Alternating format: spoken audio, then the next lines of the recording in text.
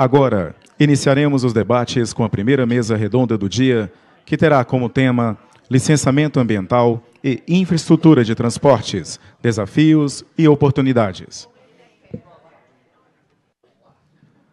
Convido a tomar o seu assento como moderadora a CEO da Move Infra, Natália Marcassa.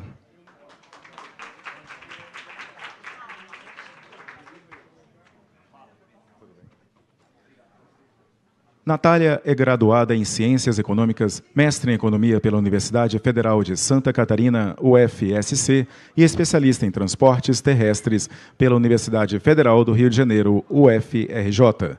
Tornou-se uma das principais referências na administração pública quando se fala em infraestrutura.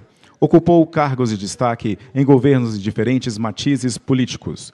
Diretora da Agência Nacional de Transportes Terrestres, ANTT, secretária executiva do Ministério dos Transportes, subchefe de articulação e monitoramento da Casa Civil, foi secretária de Fomento, Planejamento e Parcerias do Ministério da Infraestrutura entre 2019 e 2022. Deixou o governo e trocou de capital para atuar como consultora do IFC, Banco Mundial, em Washington. Mas não hesitou em voltar para Brasília e liderar o projeto do Move Infra. Convidaremos agora para que tomem seus lugares a pesquisadora do Centro de Estudos em Sustentabilidade da Fundação Getúlio Vargas, senhora Kena Chaves.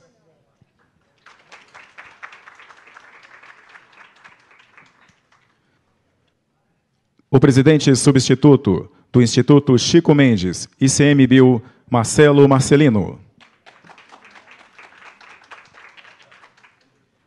A assessora técnica da Diretoria de Empreendimentos da Infra S.A., senhora Aline Figueiredo Freitas Pimenta.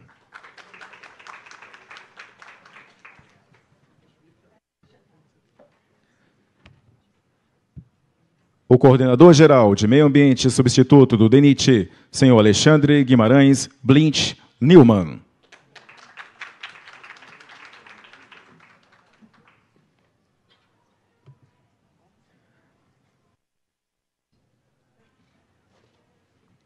Senhores e senhoras, com a mesa constituída para a condução do painel, passo a palavra para a moderadora Natália Marcassa. Obrigada, bom dia a todos, a todas. Obrigada, Clóvis, pelo convite. E obrigada por manter o Via Viva. Às vezes a gente faz um primeiro seminário e não é fácil manter o engajamento sobre isso, né?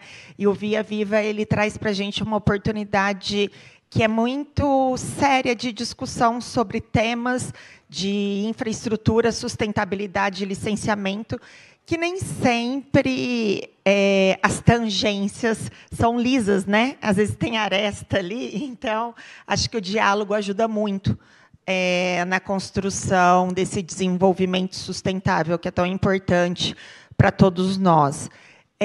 Queria também fazer uma menção aqui aos meus colegas da mesa. Eu vou falar rapidamente, tá, do currículo de vocês, antes da gente iniciar o debate.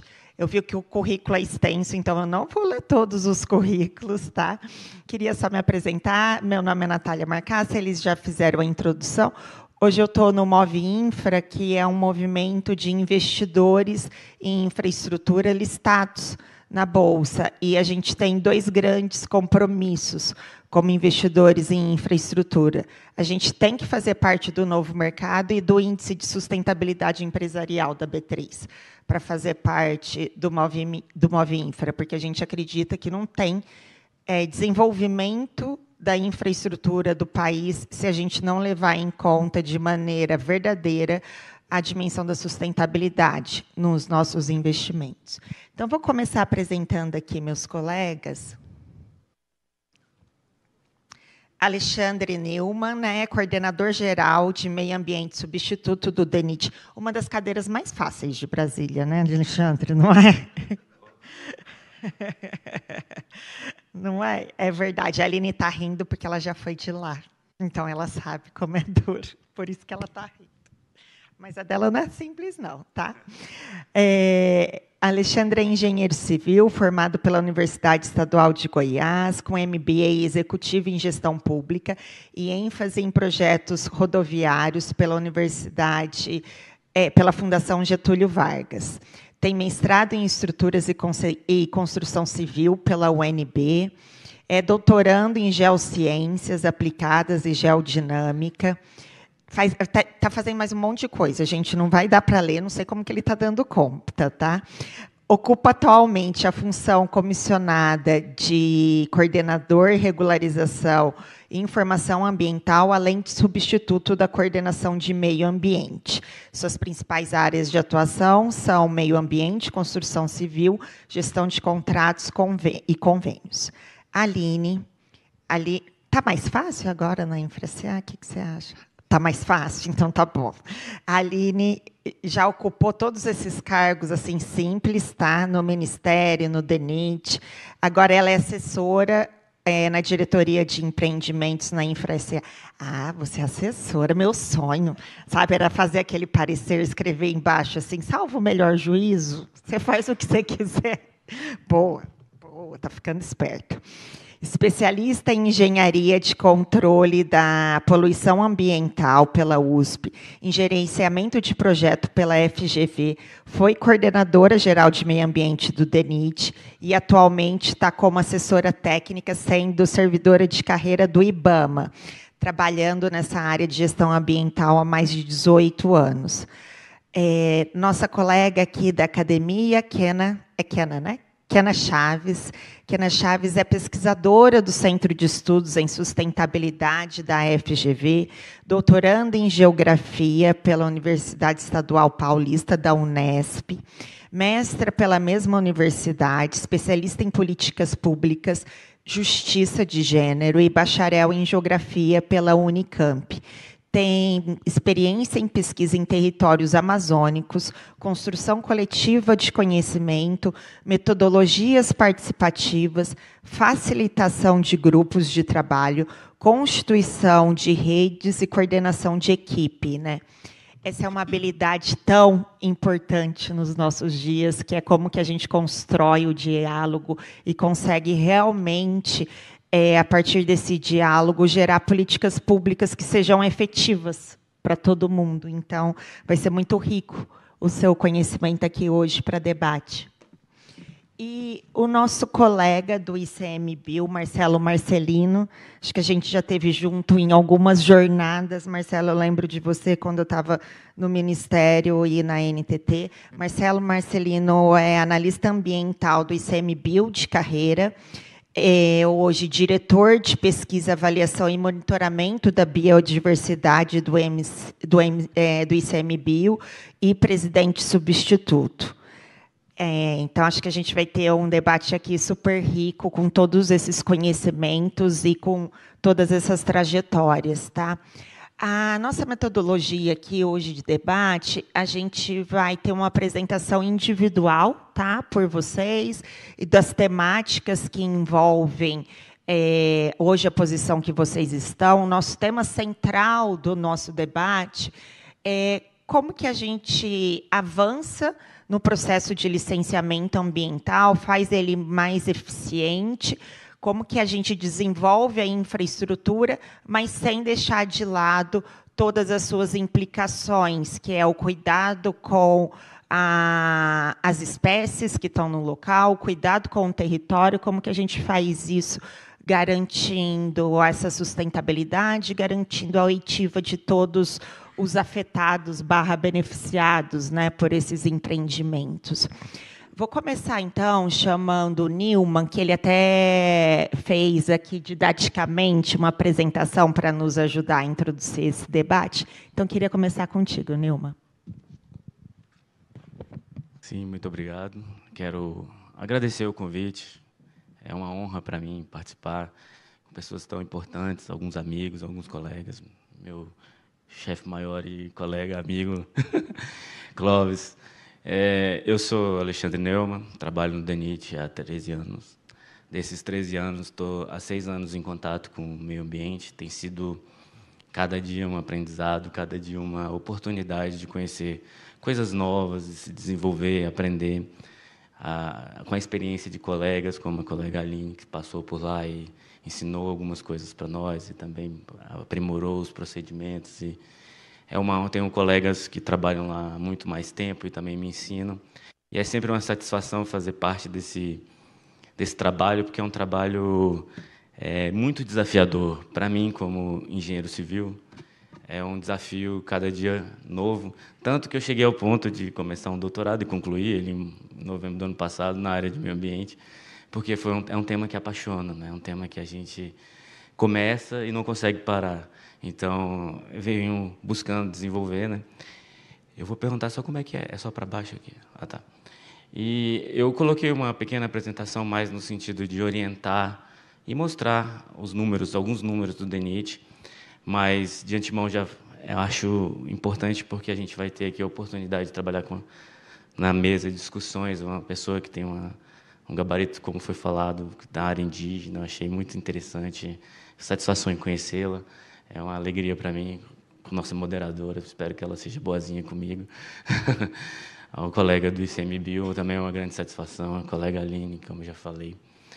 E, para mim, também é uma honra estar representando hoje o DENIT, a instituição a qual faço parte, a qual tenho uma satisfação e uma honra muito grande de fazer parte, né? Então, eu trouxe aqui brevemente, né? Eu sou Alexandre Neumann, estou aqui representando a Coordenação Geral de Meio Ambiente, ao qual sou o substituto, mas lá também sou responsável pela parte de regularização ambiental, que eu vou falar um pouco mais para frente.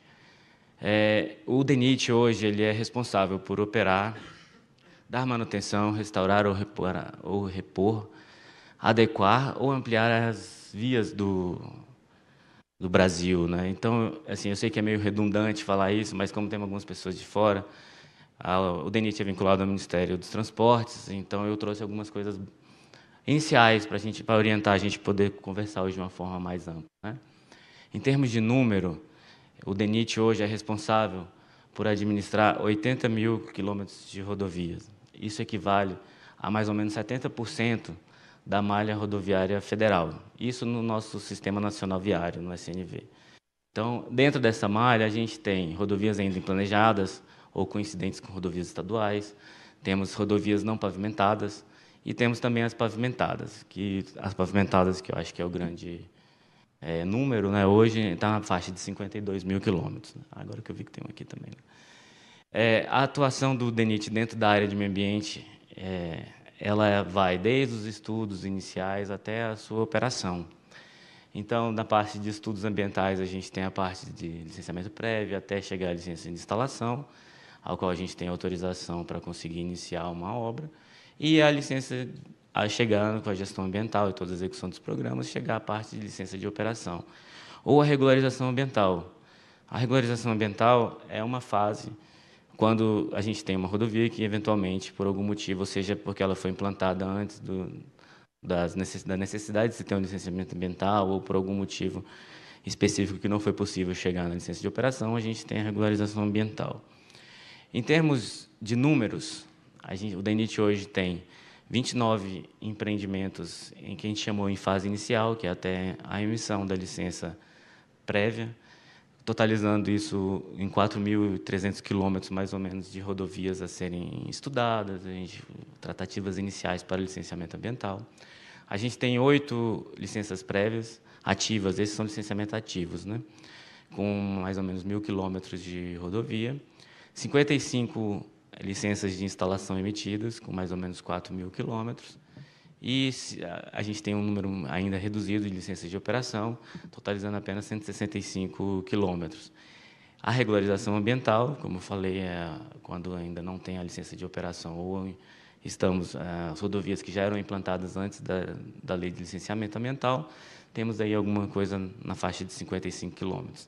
Então, a gente tem hoje em rodovias em estudo ambiental mais ou menos 64 estudos de uma forma ampla, né? 64.000 quilômetros de rodovia. Isso em todo o território nacional. O que eu vou falar mais para frente, mas eu vou adiantando já, que é algum grande desafio, né? Trabalhar com toda essa diversidade, com todas essas diferentes realidades, com todas as comunidades que são impulsionadas pelo desenvolvimento e pela infraestrutura. E dentro desses desafios, eu vou aproveitar a palavra do nosso subsecretário Clóvis, né, que ele disse que a gente tem desafios e que a gente tem que construir o diálogo. Para mim, eu acho que hoje foram duas palavras que foram motivadoras e um motor para poder falar um pouco mais sobre o DENIT, né? Então, nesse sentido da complexidade dos desafios, a gente tem as diversas instituições que estão envolvidas dentro do licenciamento ambiental, cada uma com a sua realidade, cada uma defendendo as suas realidades, e a gente tem que convergir para uma solução conjunta, né? Então, a gente tem aí, no mínimo, o IFAM, o INCRA, o IBAMA, os licenciadores estaduais, o ICMBio, a FUNAI, o Ministério da Saúde. E, nesse contexto dessa complexidade, desse desafio, dessa diversidade de instituições, a gente também tem as diversidades de regramentos, que para a gente é um desafio, porque algumas delas são convergentes, outras são até divergentes, algumas se alinham, outras se conflitam. E a gente, o DENIT, no sentido de organizar toda essa informação para poder agilizar, para poder fazer um licenciamento de uma forma rápida, de uma forma adequada, de uma forma que atenda a todos os setores, a gente tem uma dificuldade muito grande. Então, trazendo como a retomada de diálogos e os desafios, eu vejo que hoje a função normativa toda é uma que a gente precisa trabalhar um pouco para aprimorar, né? Isso inclui, inclusive, normas do DENIT, normas específicas de cada instituição, portarias, instruções normativas de toda natureza, né? Eu sempre tenho dado agora um exemplo, no caso de autorização de supressão de vegetação, a gente tem as instruções do IBAMA e, quando tem unidade de conservação, a gente também tem as instruções do próprio ICMBio. E isso, às vezes, tem uma certa morosidade no processo em razão de ter que cumprir tudo isso. Então, eu vejo que um dos desafios que a gente pode vir a falar mais para frente é uma forma de organizar isso, de trazer isso para uma linhagem mais fácil, de uma linguagem mais fácil, mais acessível, enfim. Então, dentro desses desafios, considerando as diversas instituições envolvidas e considerando esse arcabouço legal, normativo todo, a gente tem o tempo, como o nosso subsecretário falou, né? Porque esse tempo ele tem que estar alinhado com as expectativas de transportes, da infraestrutura, do desenvolvimento econômico, também do desenvolvimento sustentável, das diversas instituições, e esse alinhamento de expectativa é uma coisa que eu vejo que o Ministério está trabalhando de uma forma muito positiva, com essa retomada de diálogo, com essa busca pela compreensão, pelo um objetivo único. Achei tão bonito algumas palavras da secretária também do Ministério do Meio Ambiente, falando dessa construção conjunta. Isso me alegra, porque eu trabalho, para quem está do outro lado, na parte do licenciamento, com todos aqueles números representando o DENIT, é uma luz para a gente que está buscando sempre aprimorar, desenvolver e fazer um trabalho bom, que essa é a orientação que a gente tem recebido do Ministério. Mas a gente também tem esbarrado em alguns desafios da capacidade institucional, tanto do DENIT, quanto da capacidade operacional do ICMBio, do IBAMA, no sentido de, às vezes, falta de pessoal, às vezes excesso de norma, às vezes ausência de norma. E essa capacidade é um desafio que a gente também tem buscado para colocar dentro do tempo que a gente vem buscando, né? Mais que a gente também identificou, um desafio que eu vou apresentar algumas soluções mais para frente, mas que eu acho que um seminário igual esse também é um caminho muito positivo, é a comunicação efetiva. Porque a gente tem o DENIT falando engenheirês, como o pessoal sempre brinca, né? A gente tem o IBAMA falando uma linguagem, e às vezes a gente está falando a mesma linguagem, o ICMBio e as outras instituições, a gente está falando a mesma coisa com palavras diferentes. E a gente veio percebendo isso por causa do nosso engenheirês. Então, o DENIT tem buscado, assim como o Ministério também tem buscado, diversas reuniões, grupos de trabalho, trazer essa linguagem para uma uniformização. E essa uniformização tem assim, favorecido muito. Eu vejo lá pela minha área específica, que é a regularização ambiental, o IBAMA tem ficado muito próximo do DENIT. Eu agradeço, inclusive, o pessoal lá da CALAF, que é a coordenação que responde por isso lá no IBAMA. Eles têm ficado muito próximos, eles me ligam com muita frequência, tirando dúvidas. Às vezes, o DENIT se comunica de uma forma e eles entenderam que a gente se comunicou de uma forma que pode não ter sido interpretada da melhor. e a gente esclarece e tem um diálogo e uma forma muito próxima de trabalho, né?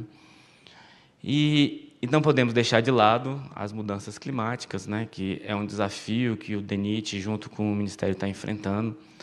Eu vejo que o governo está investindo muito no sentido de a gente poder trazer as mudanças climáticas para dentro da realidade da infraestrutura. E o DENIT, acho que como um dos principais atores nessa, tem participado. Ano passado a gente foi à COP, fomos conhecer a realidade do que o mundo está fazendo e a gente está absorvendo isso dentro do DENIT.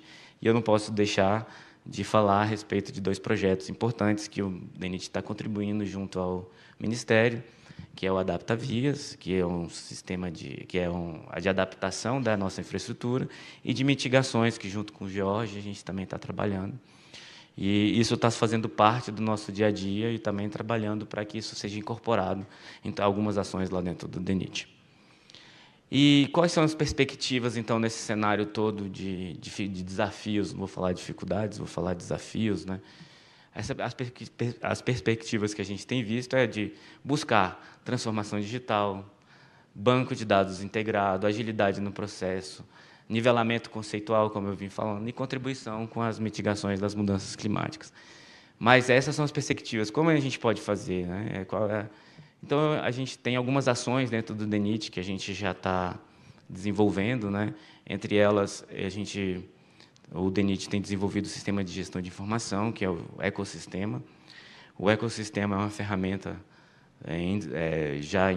na fase de implantação do DENIT, que vai consolidar todo o banco de dados de estudos ambientais e de dados de gestão ambiental também em uma plataforma única, para que a gente tenha um banco de dados integrado e consolidado, para que a gente favoreça tanto os novos estudos a serem realizados, quanto também a gente tenha condições de fazer análises melhores, estatísticas, de data mining, todo tipo de avaliação que seja possível, para auxiliar no desenvolvimento das ações ambientais. Esse sistema já está em implantação, a gente está começando a inserir os dados já de algumas das nossas gestoras ambientais e alguns dos nossos estudos ambientais, e logo, logo a gente vai conseguir ter algumas informações. Também a gente retomou alguns diálogos e também contratou alguns contratos de plantio compensatório. Aqui eu coloquei só um exemplo nessa parte, eu não sei se tem Luizinha aqui, mas a evolução de contratações de plantio compensatório nos últimos anos, que é o segundo gráfico ali, mostrando que a gente vem se preocupando e a gente entendeu, até por orientação também do Ministério, junto da Secretaria de Sustentabilidade, que essa ação é importante para a contribuição com as mudanças climáticas, para a reposição dos créditos de carbono e para todas as mitigações específicas às ações de mudanças climáticas. Então, digamos que é hoje, dentro do DENIT, um dos programas mais importantes. A gente tem tentado construir algumas parcerias com algumas instituições federais que também atuam na parte de plantio, na parte de recomposição de nascentes, na recomposição de APPs, e o Serviço Florestal Brasileiro, para a gente também tentar impulsionar alguns projetos nesse sentido, por saber que esse projeto ele contribui com a mitigação dos efeitos da mudança climática. Também a gente, junto ao ICMBio, foi possível, a partir do momento que foi regulamentado o Fundo de Compensação Ambiental. Então, a gente tinha uma série de compensações ambientais passivo e a gente vem buscando colocar isso na pauta de uma forma prioritária, tanto que no primeiro gráfico, se for ver quanto que se pagava em plantio compensatório por ano e quanto que se paga hoje, você vai ver uma diferença enorme, né? Então, por exemplo, em 2022, se pagava em compensação R$ 8 milhões, agora em 2024, até julho a gente pagou R$ 35 milhões. Então, por também entender que essas compensações ambientais vão para o fundo da compensação ambiental, e esse fundo desenvolve as unidades de conservação, também tem uma interferência na mitigação das mudanças do clima, e isso tem sido tratado pelo nosso diretor de planejamento e pesquisa, pelo nosso diretor-geral, diretor executivo, que esteve aqui agora há pouco, também como uma das questões prioritárias para impulsionar o mercado mas a mitigação das mudanças de clima. Também temos atuado em diversas frentes para a resolução de algumas pendências de passivos de licenciamento ambiental, entre eles os indígenas. Também, por orientação do Ministério, a gente tem buscado resolver muitos conflitos indígenas que tinham, que se tem, e isso tem sido uma pauta prioritária. E, dentro do nivelamento conceitual, a gente tem buscado fazer uma série de workshops com o IBAMA, né? Começamos agora, em junho, com o primeiro.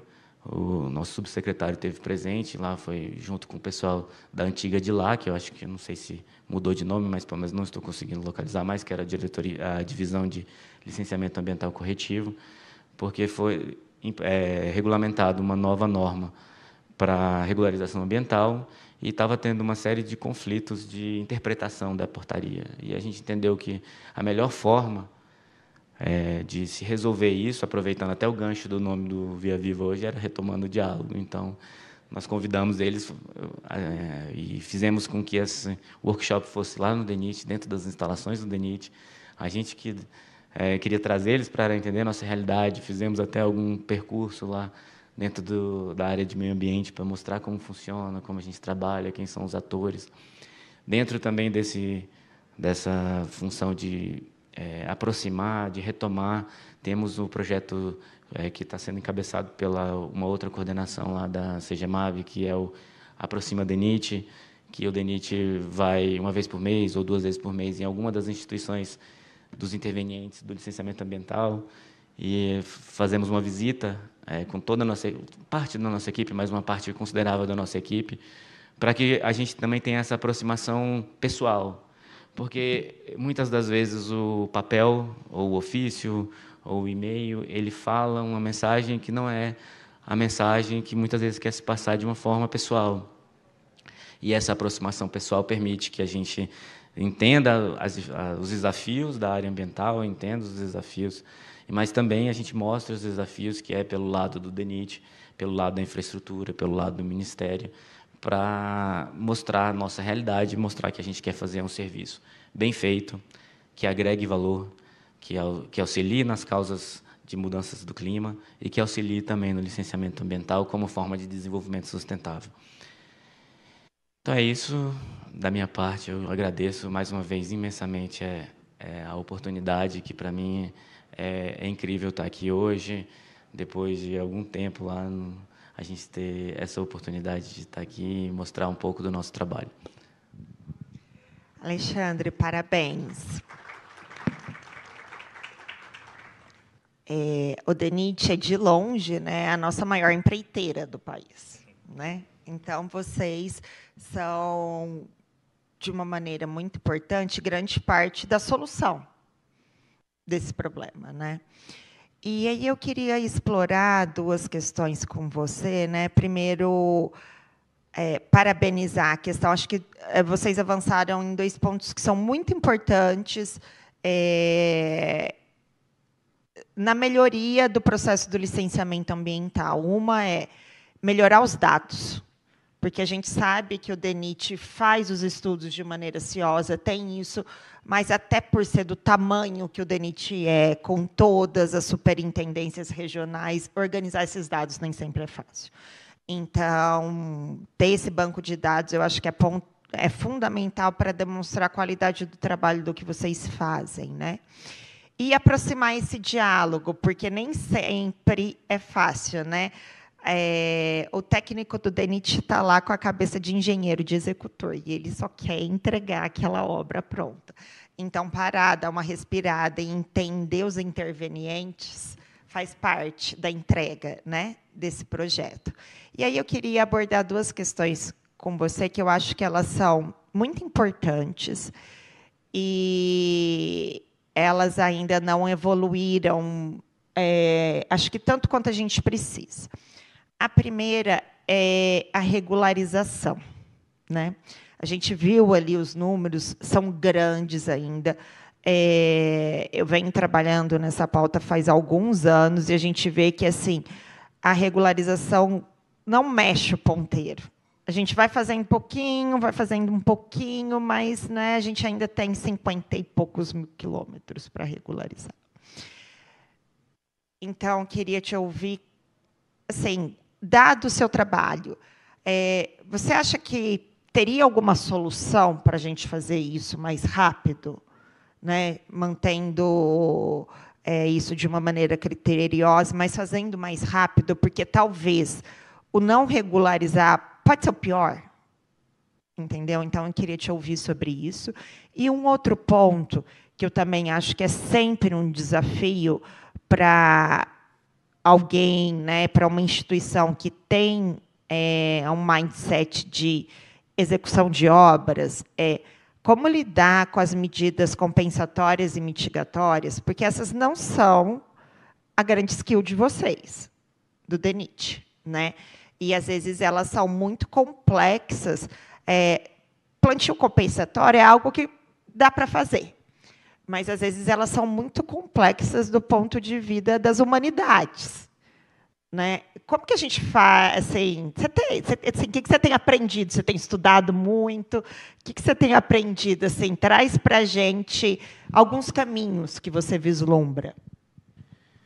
Bom, são duas perguntas. Eu vou tentar organizar aqui. Foi boazinha, foi boazinha. Pegou pelo menos a minha área. A regularização, ela iniciou já tem algum tempo, né? Então, teve algumas portarias, também teve o Profas, e a gente identificou que, de fato, o Profas, como estava sendo conduzido, ele não ia chegar à sua conclusão.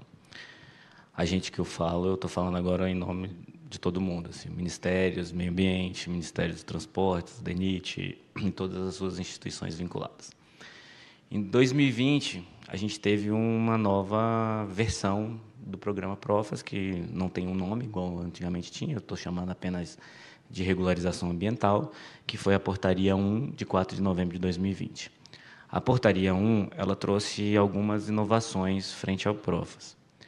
A principal delas, que eu acho que para mim é a grande evolução, o Profas ele tinha um foco muito em estudar a caracterização ambiental da rodovia, e só depois de estudado é que se começaria ações efetivas. Isso se demonstrou extremamente oneroso.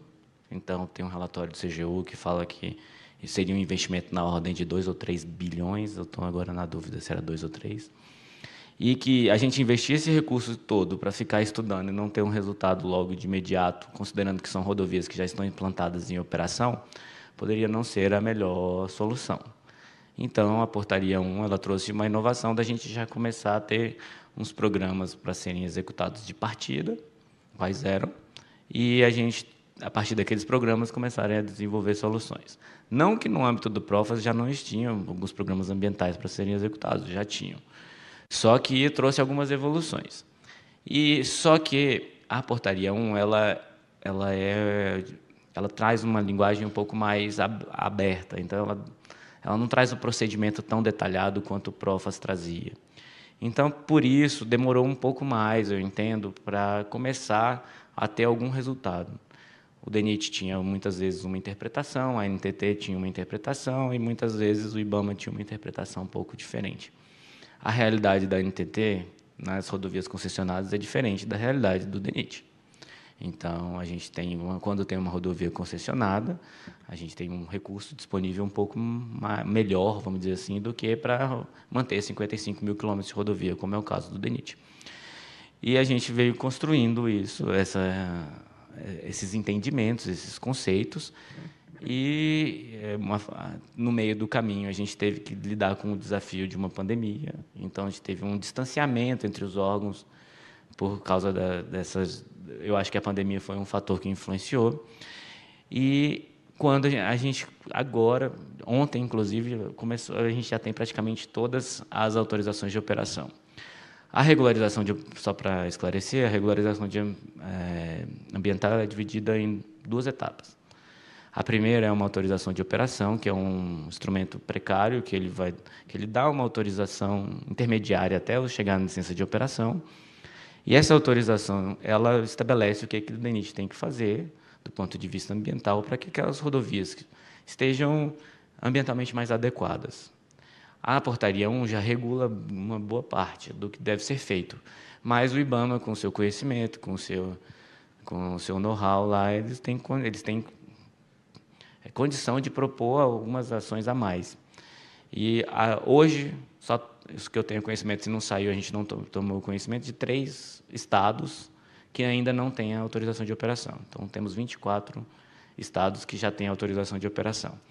Nessa autorização de operação, ela também vem evoluindo, desde a primeira que foi emitida até hoje, e tem alguns avanços que eu já vejo. Então, por exemplo, vai facilitar a parte de manejo florestal. Já não vai, alguns casos específicos eu já não vou ter que ter uma SV para manutenção, então isso já favorece. Então tem alguns avanços. E o DENIT, para cumprir com a sua parte, porque não adianta ter só o documento, a gente tem uma obrigação a ser feita, né?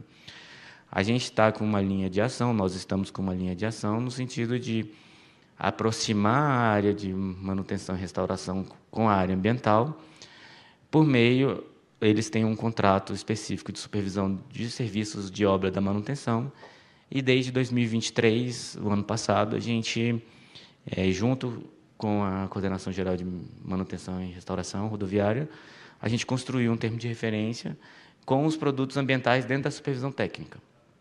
Então, a gente já contratou em diversos estados a execução desses programas. Agora a gente está numa fase de organizar a execução desses programas e vamos executar e apresentar os dados para o IBAMA no momento oportuno. Anualmente, a gente tem que apresentar um relatório específico de ações que a gente fez, que nós fizemos, e, ao final de um período, inicialmente 5 anos, a gente teria as licenças de operação, ao qual as rodovias, então, estariam regularizadas, né? Ainda não sabemos como vai ser esse caminho até lá, até porque a proposta é que tenha uma licença de operação por estado. E no meu entendimento da portaria, todas as novas licenças de operação que forem acontecendo vão ser integradas a essas licenças de operação estadual. Essa é uma compreensão minha, mas ainda não está consolidada junto ao órgão licenciador. Então, a gente vai conseguir alcançar, eu acho que a regularização. Mas quais são os ganhos, né? Que eu acho que não adianta só cumprir, não adianta só falar em licenciamento ambiental, não adianta só falar em papel, em AO, LO. Eu acho que os ganhos efetivos que a gente tem buscado é reduzir cada vez mais processos erosivos, melhorar as condições, a apresentação das condições das nossas rodovias, ter uma rodovia ambientalmente mais apresentável, que isso também pode, não é só ambiental no sentido do meio ambiente, mas também é estético, dar um conforto na rodovia para as pessoas, para os usuários. Ele é também um agregador de ações para a mitigação das mudanças do clima. Você ter uma rodovia adequada, você ter uma rodovia ambientalmente responsável, ela favorece, ela contribui. Tem diversos estudos mostrando que uma rodovia, quanto melhor a rodovia, menor o gasto de combustível. Então, isso é diretamente proporcional à redução das mitigações de política da mudança do clima. Então, eu vejo que a gente tem tido avanços. Está o ideal? Com certeza não. Então, a gente já está fazendo mais de uma década de busca de regularização ambiental e não tem um resultado efetivo. Mas, dentre as discussões, não vou dizer discussões, né, mas dentro do diálogo que a gente tem tido com o IBAMA, uma das coisas que a gente tem sempre falado é: vamos buscar fazer alguma coisa, mesmo em vez de ficar discutindo, vamos buscar fazer alguma coisa. Se não for o melhor, a gente evolui. Porque é difícil já pensar lá na melhor se a gente ainda não deu o primeiro passo. Então, dando um passo de cada vez, é possível chegar mais longe. Qual que era a segunda pergunta mesmo? A segunda pergunta são sobre as execuções da mitigação e compensação por um órgão técnico como o DENIT. Esse é um gargalo nosso, né, no sentido de que muitas das ações, quando ela é de compensação específica, ela acaba sendo uma política pública que não é uma responsabilidade direta do DENIT, né? É uma compensação, porque digamos assim, um dano àquela comunidade, é um dano ao ambiente que não foi possível mitigar, então eu estou compensando de alguma forma, né? E a gente tem, junto em parceria com a Subsecretaria de Sustentabilidade, tem buscado parceiros, porque o DENIT sozinho não tem condição. Porque construir unidades básicas de saúde é um problema, porque quem vai operar? Como vai operar? Quem vai ocupar? Quais são as especificações que não podem faltar? O DENIT tem o seu conhecimento específico na construção de rodovia. Quando vem um tipo de necessidade igual essa, nós ficamos um pouco de mãos atadas, né? Então, a busca agora é sempre firmar parcerias com instituições que já estão mais habituadas a fazer aquele tipo de atividade. Então, no caso específico de UBS, por exemplo, buscar em parceria com a CESAI. Essas parcerias já existiram, mas assim agora a gente está buscando de uma maneira diferente, com o fortalecimento também da CESAI, que a CESAI precisa ser fortalecida. E o Ministério dos Transportes tem atuado no fortalecimento dessas outras instituições também.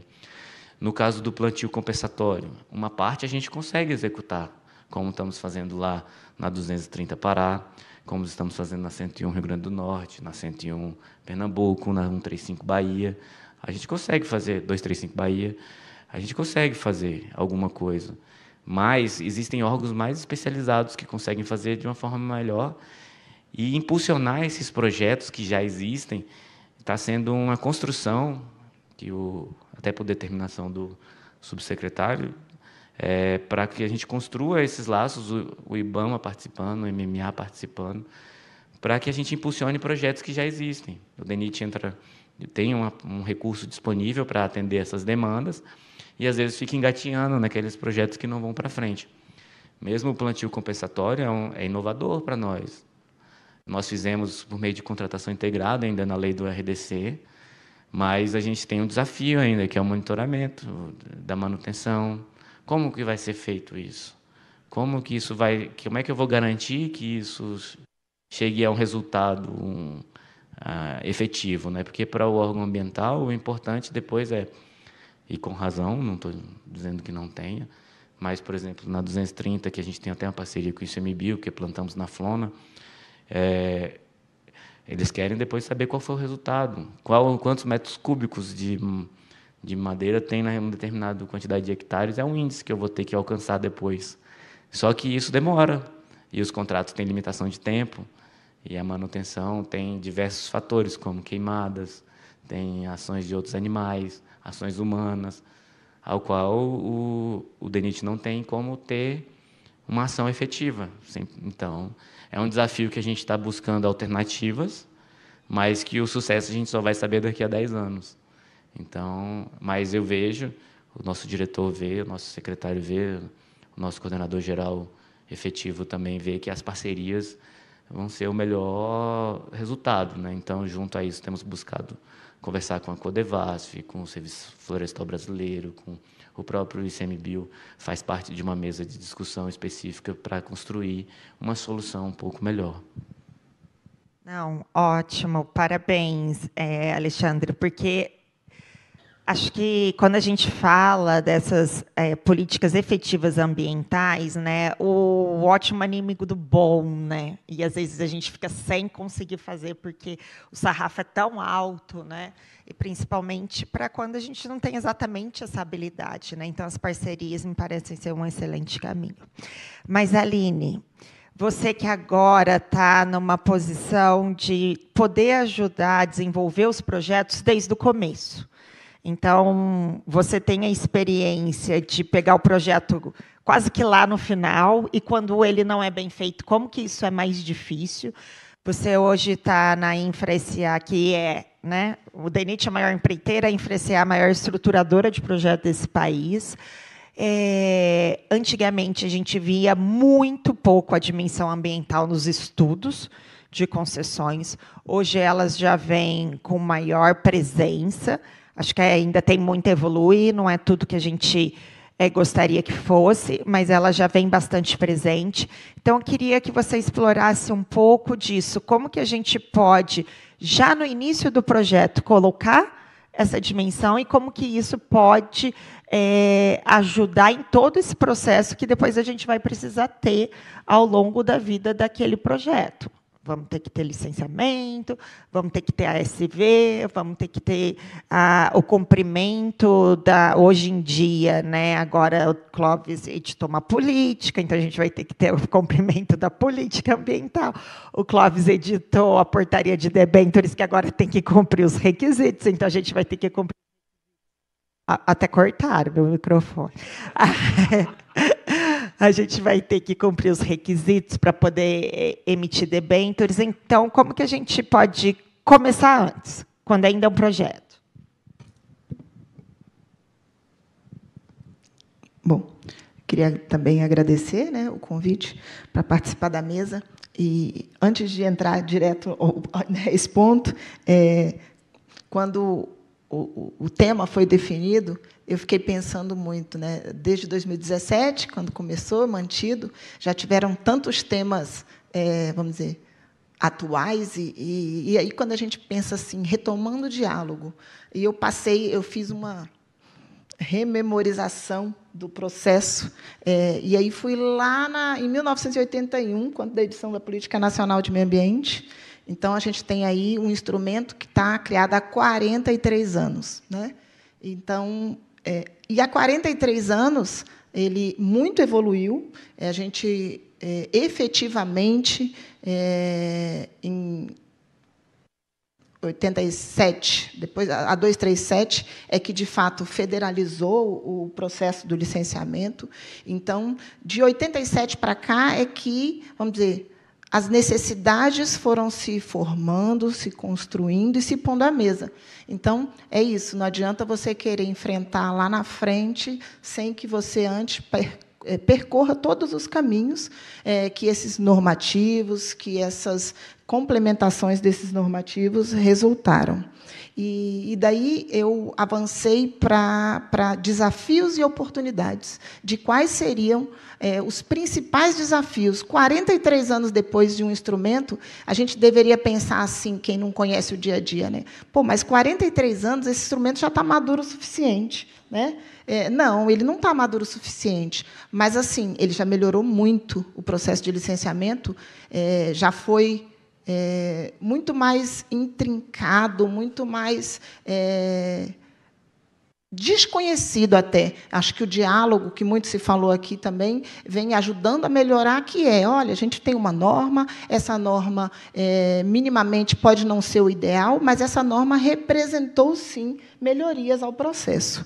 Então, quando a gente passa pelos desafios, eu vou começar do fim e depois eu volto no planejamento. Então, quando a gente põe nos desafios, eu elegi, na verdade, 3 desafios principais hoje, que são: um é a integração desse instrumento com outros instrumentos, como zoneamento, como... Eu elegi 2, né, acho que são 13, enfim, me faltou o número, mas 2, zoneamento ecológico-econômico e o sistema de informações ambientais, que é parte do que o Alexandre também colocou como desafios.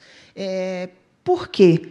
Porque de que forma que tanto o sistema quanto o zoneamento vai nos servir para esta parte de planejamento e vai nos evitar o problema lá na frente, quando você tiver que, de fato, implementar o procedimento do licenciamento. Mas, ainda voltando, os 3 desafios. O primeiro deles, então, é a integração desse instrumento, que é o principal, mas vamos dizer, o que talvez mais tenha evoluído por ser o principal. E aí a gente, muitas vezes, deixou de lado, ainda que existam diversas iniciativas da questão de zoneamento, de sistemas de informação para juntar essas informações num lugar só, eu acho que ainda falta muito uma integração que passa pelo Via Viva, que passa pela possibilidade de você conhecer quais são esses sistemas disponíveis, o que o DENIT está fazendo, o que a Infra está fazendo, o que o setor elétrico está fazendo, o que a Móvel, o que as concessionárias estão fazendo, mas a gente integrar tudo isso de uma forma, vamos dizer, harmônica, e, inclusive, selecionando as boas práticas e descartando outras que, às vezes, não dá tanto resultado assim. Então, o primeiro desafio é esse. O segundo desafio é a regulamentação, sim, e a normatização, sim, dos processos de licenciamento ambiental. Muito já se evoluiu, e aí a gente...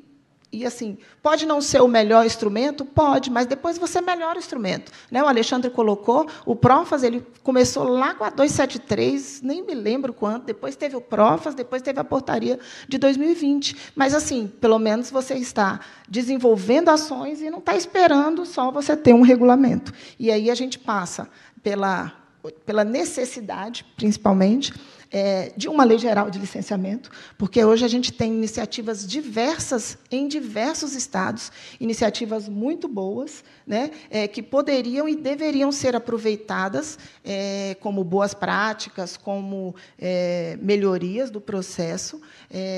Destaco uma bem recente, acho que é de agosto agora, do estado de Santa Catarina, onde ele permitiu a mudança do normativo, permitiu a utilização de certificadoras para validação do cumprimento das condicionantes ambientais. Então, aí a gente passa por uma necessidade, por uma dificuldade que a gente tem, que é real, que é a capacidade de recursos humanos que o IBAMA tem, que o DENIT tem, que, enfim, todos os órgãos têm, e você terceiriza isso, sim, mas com uma segurança, e claro que fica mais fácil você utilizar desses instrumentos, principalmente esses instrumentos que já tiveram uma validação mesmo. Né?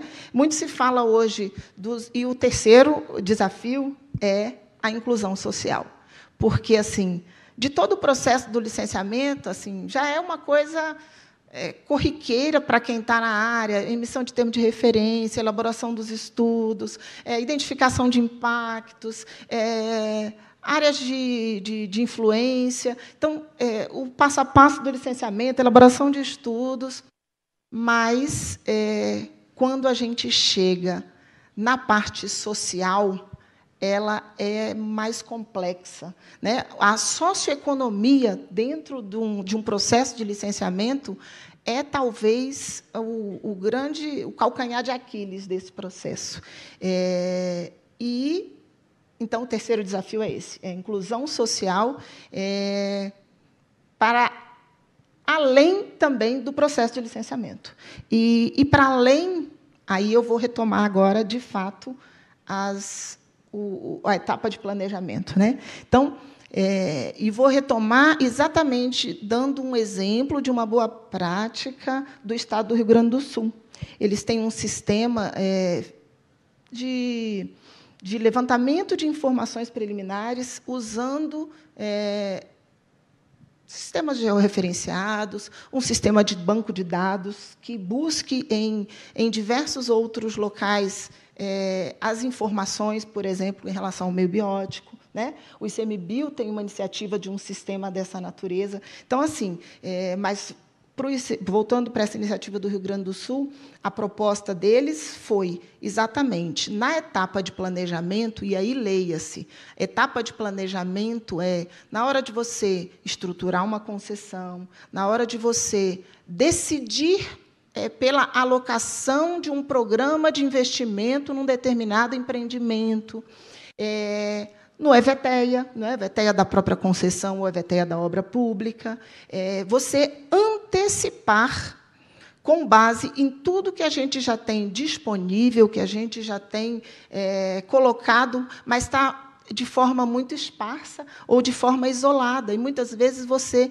não se aproveita desse tipo de dado. Então, esse levantamento do estudo lá do Rio Grande do Sul, ele fez um planejamento e integrou dados de levantamentos bióticos, de restrições ambientais, e fez um grande mapa de sensibilidade e restrições ambientais, e, de posse deste mapa, você já chega à conclusão de determinados projetos que poderiam ser, eu ia dizer dispensado, cuidado com o dele, mas que podem ter tanto o seu processo de estudo simplificado, você pode utilizar-se de um estudo mais simplificado, quanto até mesmo vamos dizer, mais rápido e, quiçá, uma inexigibilidade, sim, de licença, porque se eu já sei que aquele projeto, aquela rodovia, aquela ferrovia, aquele porto está numa área em que eu não tenho tanta restrição ambiental, que eu não tenho tanta dificuldade, que eu já tenho dados. Um dos dados, inclusive, era que, em relação à ictiofauna, naquela determinada região lá do estado do Rio Grande do Sul, você não detinha ali nenhum tipo de dado de ictiofauna. Então, já ficou decidido, olha, apesar de aqui o licenciamento poder ser simplificado, já te adianto que, no estudo ambiental, que será simplificado, você terá que levantar dados de ictiofauna. E aí você antecipa simplificação do processo, você agiliza o processo, você economiza um custo enorme, como o Alexandre colocou, né, do que eu poderia estar gastando com levantamento de fauna ou de outros dados que são desnecessários, porque já estão ali dispostos, e eu aplico, de fato, naquilo que interessa. Né? E, para além disso, eu melhoro o termo de referência que está sendo elaborado, eu dou segurança jurídica para o analista ambiental não querer, vamos dizer, se eximir de assumir certas responsabilidades e exigir um EIA-RIMA com dado primário de toda a categoria da biota ou de dados daquele local, porque você tem segurança técnica, segurança jurídica, com economia e com de recurso, de tempo, e dá mais previsibilidade, melhorias mesmo. Né? Então, nesse sentido, nesta etapa de planejamento, nessas diversas etapas, a gente tem, sim, que antecipar, e, por que não, trocar no assunto da polêmica da OIT 169, né? E de oitiva mesmo, que, quando você já parte para um EVTEIA, em que você, de fato, está estudando alternativas, você vai, de fato, estudar alternativas de forma real, alternativas locacionais, porque quantas vezes a gente vê estudos, EIA-RIMAs, em que é só para validar determinadas alternativas que não são reais, porque você já decidiu, muitas vezes você já tem até um projeto. Né? Então, se você antecipa tudo isso, se você utiliza desses dados, desses sistemas, você consegue prever restrições ambientais, você prevê conflitos, você trabalha esses conflitos numa hora em que, quando você chegar na hora do licenciamento, o licenciamento vai ser mais rápido, vai ser mais simplificado, vai ser mais barato, vai ser melhor para todo mundo, e você tem um ganho enorme nisso. Então, eu acho que o ponto principal exatamente nessa etapa de planejamento, melhorar. Tem aí a iniciativa da estruturação das concessões, né, de uma forma em que você já traga para dentro todos esses planejamentos. Temos o desafio posto à mesa para a regulamentação, sim, da OIT, que é uma necessidade. Temos na mesa para, vamos dizer, sendo pautado o PL, da Lei Geral de Licenciamento, que eu entendo, sim, como muito importante, porque diminui insegurança jurídica, diminui incertezas e permite você aproveitar práticas que os órgãos estaduais estão executando, que a gente sabe que tem resultado, que tem melhoria, que, em alguns casos, são mais eficientes e eficazes, e, muitas vezes, você ainda vai para uma judicialização, você tem um ganho na ponta, e você vai para uma judicialização e derruba esse processo. Por quê? Porque a gente não tem previsão legal, hoje, de simplificação desse licenciamento, nesse sentido, simplificação com segurança, com proteção, usando as palavras do Clóvis, de bioma e de integração da população afetada. Então, eu acho que, hoje, o maior desafio é a integração disso tudo e a oportunidade, que era o final, né? A maior oportunidade, eu vejo, e necessidade, da gente integrar, utilizar a tecnologia e a inteligência artificial em nosso favor, agregando tudo isso, e, quiçá, uma grande revisão dos nossos normativos e regulamentações. Segundo o site ambiental, o RA, de Consultoria Jurídica, hoje existem mais de 86 mil normativos, entre legais, normativos, leis na área ambiental. Isso só federal e estadual. Então, quiçá a gente ter, sim, um grande código pautado por essa lei geral, que seria o começo, e para reestruturar isso mesmo. Porque isso eu estou falando só no âmbito estadual e federal. Quando você vai para o municipal, então, assim, é muito complexo você integrar isso tudo. E por fim, para além da inteligência, que eu acho, e do planejamento, eu ainda acho que precisamos de um olhar diferenciado para a avaliação de impacto social. Então, é uma outra coisa que já vem sendo trazida, e em Portugal eles têm uma legislação específica para a questão social, mas eu acho que a gente ainda carece muito, a gente já está muito consolidado, a gente já sabe como que a gente avalia impacto, como que a gente mitiga passivo, como que a gente protege a biota. A gente tem exemplos, né? Assim, lá na 392 tivemos o caso dos rivolídeos, chegamos a soluções técnicas, a engenharia avança muito, temos aí a portaria também do Ministério de melhorias no projeto, por exemplo. E por que não na proteção de Mata Atlântica? Por que não evitar aterros? Evita aterro. A gente tem tão poucos remanescentes de Mata Atlântica, então não interessa, eu tenho que prever. Nestes casos aqui é proteção integral, não tem que passar, mas vamos dar soluções para isso. Então, eu acho que, no processo propriamente de licenciamento, no meio físico e no meio biótico, a gente já avançou muito, e os técnicos também já amadureceram, o processo amadureceu. Mas eu acho que, na parte do socioeconômico, a gente ainda está engatinhando, e a gente precisava,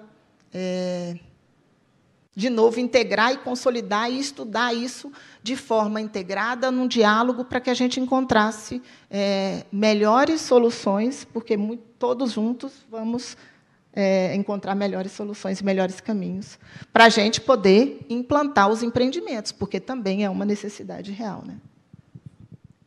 Não, obrigada, Aline, pela sua fala e toda a experiência que você traz, né, nessa sua fala, né? Onde tem ser humano é sempre mais complicado, né? Impressionante, né? A gente consegue trazer uma dimensão de complexidade que é mais difícil. Mas a gente vai conversar aqui com a Kena, daqui a pouco a gente vai aprender tudo, como que faz isso. Ela estudou, fez doutorado. Daqui a pouco a gente vai aprender tudo. Mas, Marcelino, eu queria te trazer para o debate. Acho que dos intervenientes no processo de licenciamento ambiental, talvez o ICMBio seja o mais novo, assim, pelo menos que me vem na cabeça.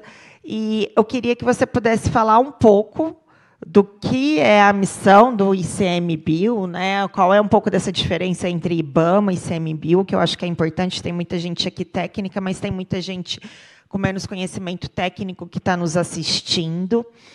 E como que o licenciamento e o setor privado também pode ajudar nessa dimensão da conservação em relação a queimadas, né? A gente vê que, né, a gente vai fazer, né, aqui na COP30 um checkpoint das NDCs, todo mundo vai estar discutindo isso, como que a gente vai atingir as nossas metas até 2050, a gente, enfim, vai ver quem andou, quem não andou. Acho que as notícias não serão tão boas quanto a gente gostaria, mas a gente sabe que a dimensão do desmatamento no Brasil é importante, né, para a gente atingir os nossos objetivos, e as unidades de conservação são um ponto central nisso.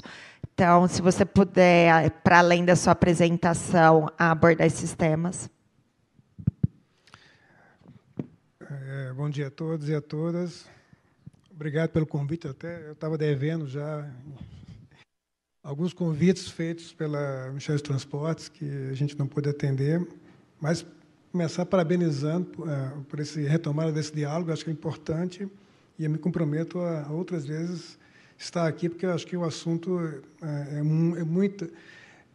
são muitos aspectos a serem discutidos. Eu acho que vale a pena a gente estar sempre tocando nesses pontos. Eu vou comentar o que você colocou, você me pediu, eu só vou te pedir licença, que eu quero também comentar muito do que a Aline colocou, que eu acho que a Aline tem um pensamento que vai muito ao encontro do que nós temos, né, com relação a essa questão de otimizar melhor as informações e poder usá-las. Mas você me pediu para explicar um pouco o que é o ICMBio. O ICMBio é um órgão que foi criado em 2007, ele tem 17 anos, de fato, ele é o órgão mais novo, é o único órgão interveniente, aliás, ele é o único órgão que, de fato, ele intervém num processo de licença ambiental, porque os demais são envolvidos, né? O Chico Mendes ele tem a capacidade dada em lei de dizer não ao empreendimento, né? Mas, enfim, é um órgão que é um órgão especializado na gestão de áreas protegidas, né? De espaços territoriais especialmente protegidos. Ele tem essa agenda e tem uma outra agenda, que é uma agenda bem desconhecida, que é a agenda de você entender um pouco sobre a biodiversidade, os aspectos relacionados aos impactos da biodiversidade. Não os aspectos que são tratados no processo de licença ambiental, mas no geral. Então, assim, nós temos hoje, o Instituto hoje ele é responsável por gerir 340 unidades de conservação, que dá 10% do território nacional. Então, é muito possível que algum traçado aí vá topar com algum unidade de conservação. Na Amazônia é muito fácil, são 148, mas são 12 categorias. Né? Dessas 12 categorias, 3 categorias é possível compatibilizar, né, empreendimentos com a conservação da biodiversidade, do ponto de vista legal. Porque, do ponto de vista técnico, a gente consegue compatibilizar tudo. Tudo é possível, né? Desde que você consiga colocar medidas adequadas para você empreender e conservar, e desde que você consiga compensar aquilo que você não pode mitigar, como o Alexandre estava colocando. Então, tudo é possível. Agora, existem limitações legais em que a gente sempre topa com elas. Então, se você tem uma rodovia que vai atravessar um parque nacional, por uma questão legal, você não pode. Né? Mas, ainda assim, em algumas situações, a gente já conseguiu evoluir no entendimento jurídico de que, em algumas situações, se aquela rodovia, se aquele empreendimento, ele, de alguma maneira, traz algum benefício para a gestão da UCEI, a gente tem a capacidade de superar esse impedimento legal, né, e autorizar o empreendimento, autorizar a licença ambiental daquele empreendimento. Né? Em alguns empreendimentos isso é mais difícil, né? Mineração, vai ser quase impossível você conseguir ter um empreendimento de mineração que você diga, ok, é positivo. Né? Mas rodovias é mais fácil. E a gente está sendo muito rigoroso, nós temos sempre 60 dias para apresentar uma manifestação a respeito de qualquer empreendimento, qualquer licença ambiental, a gente está sendo muito rígido com isso. O Instituto, esses últimos anos, informatizou bastante seu processo de análise. É óbvio que, quando você tem determinadas situações em que você precisa de pedir uma complementação de informação, aí atrasa um pouco, mas isso acontece quando nós não somos envolvidos desde o começo.